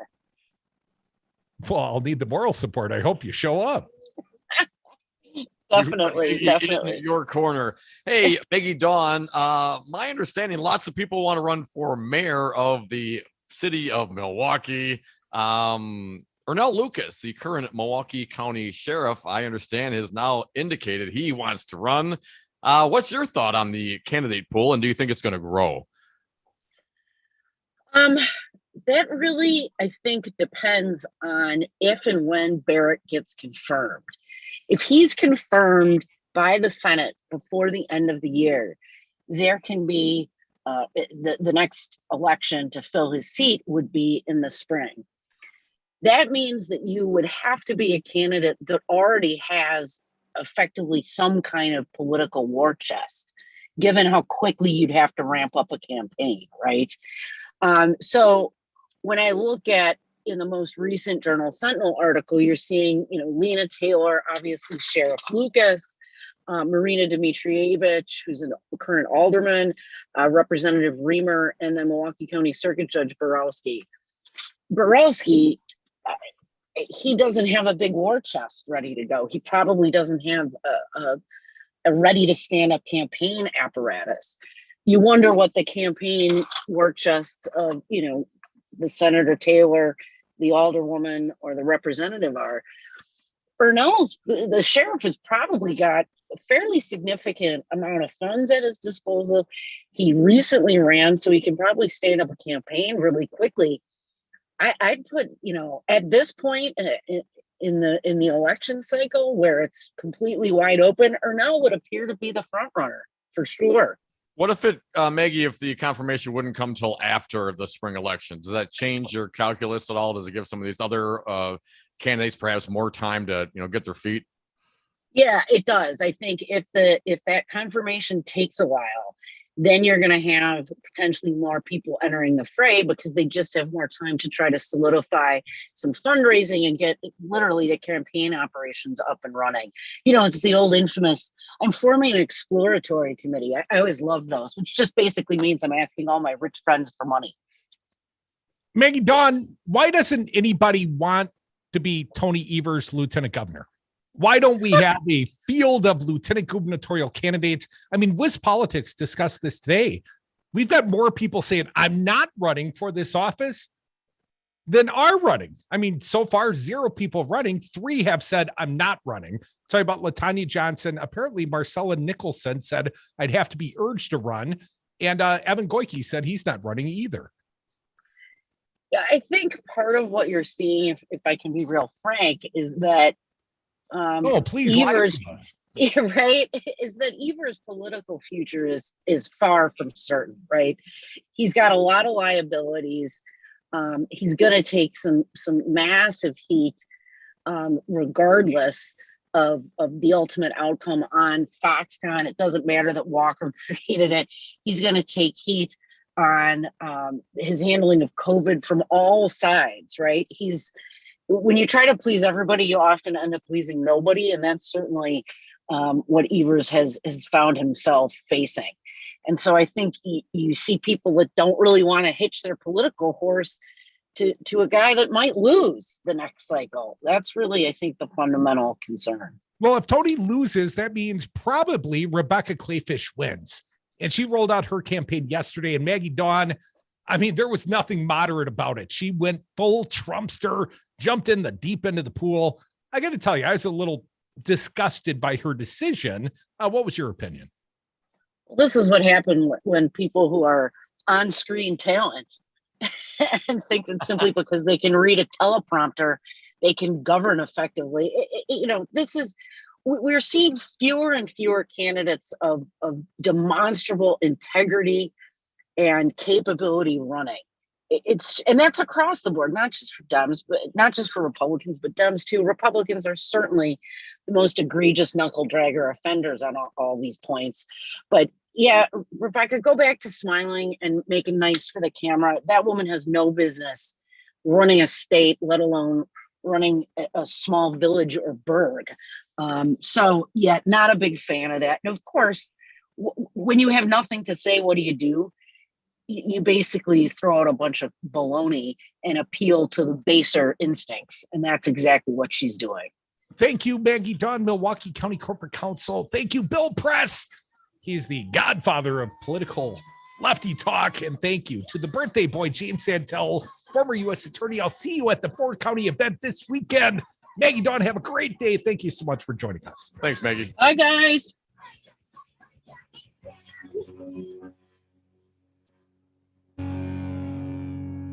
If you fight any celebrity, who'd you fight? I got a lot of problems with you people. Now, you're gonna hear about it. Let's have trial by combat. You want a piece of me? You got it!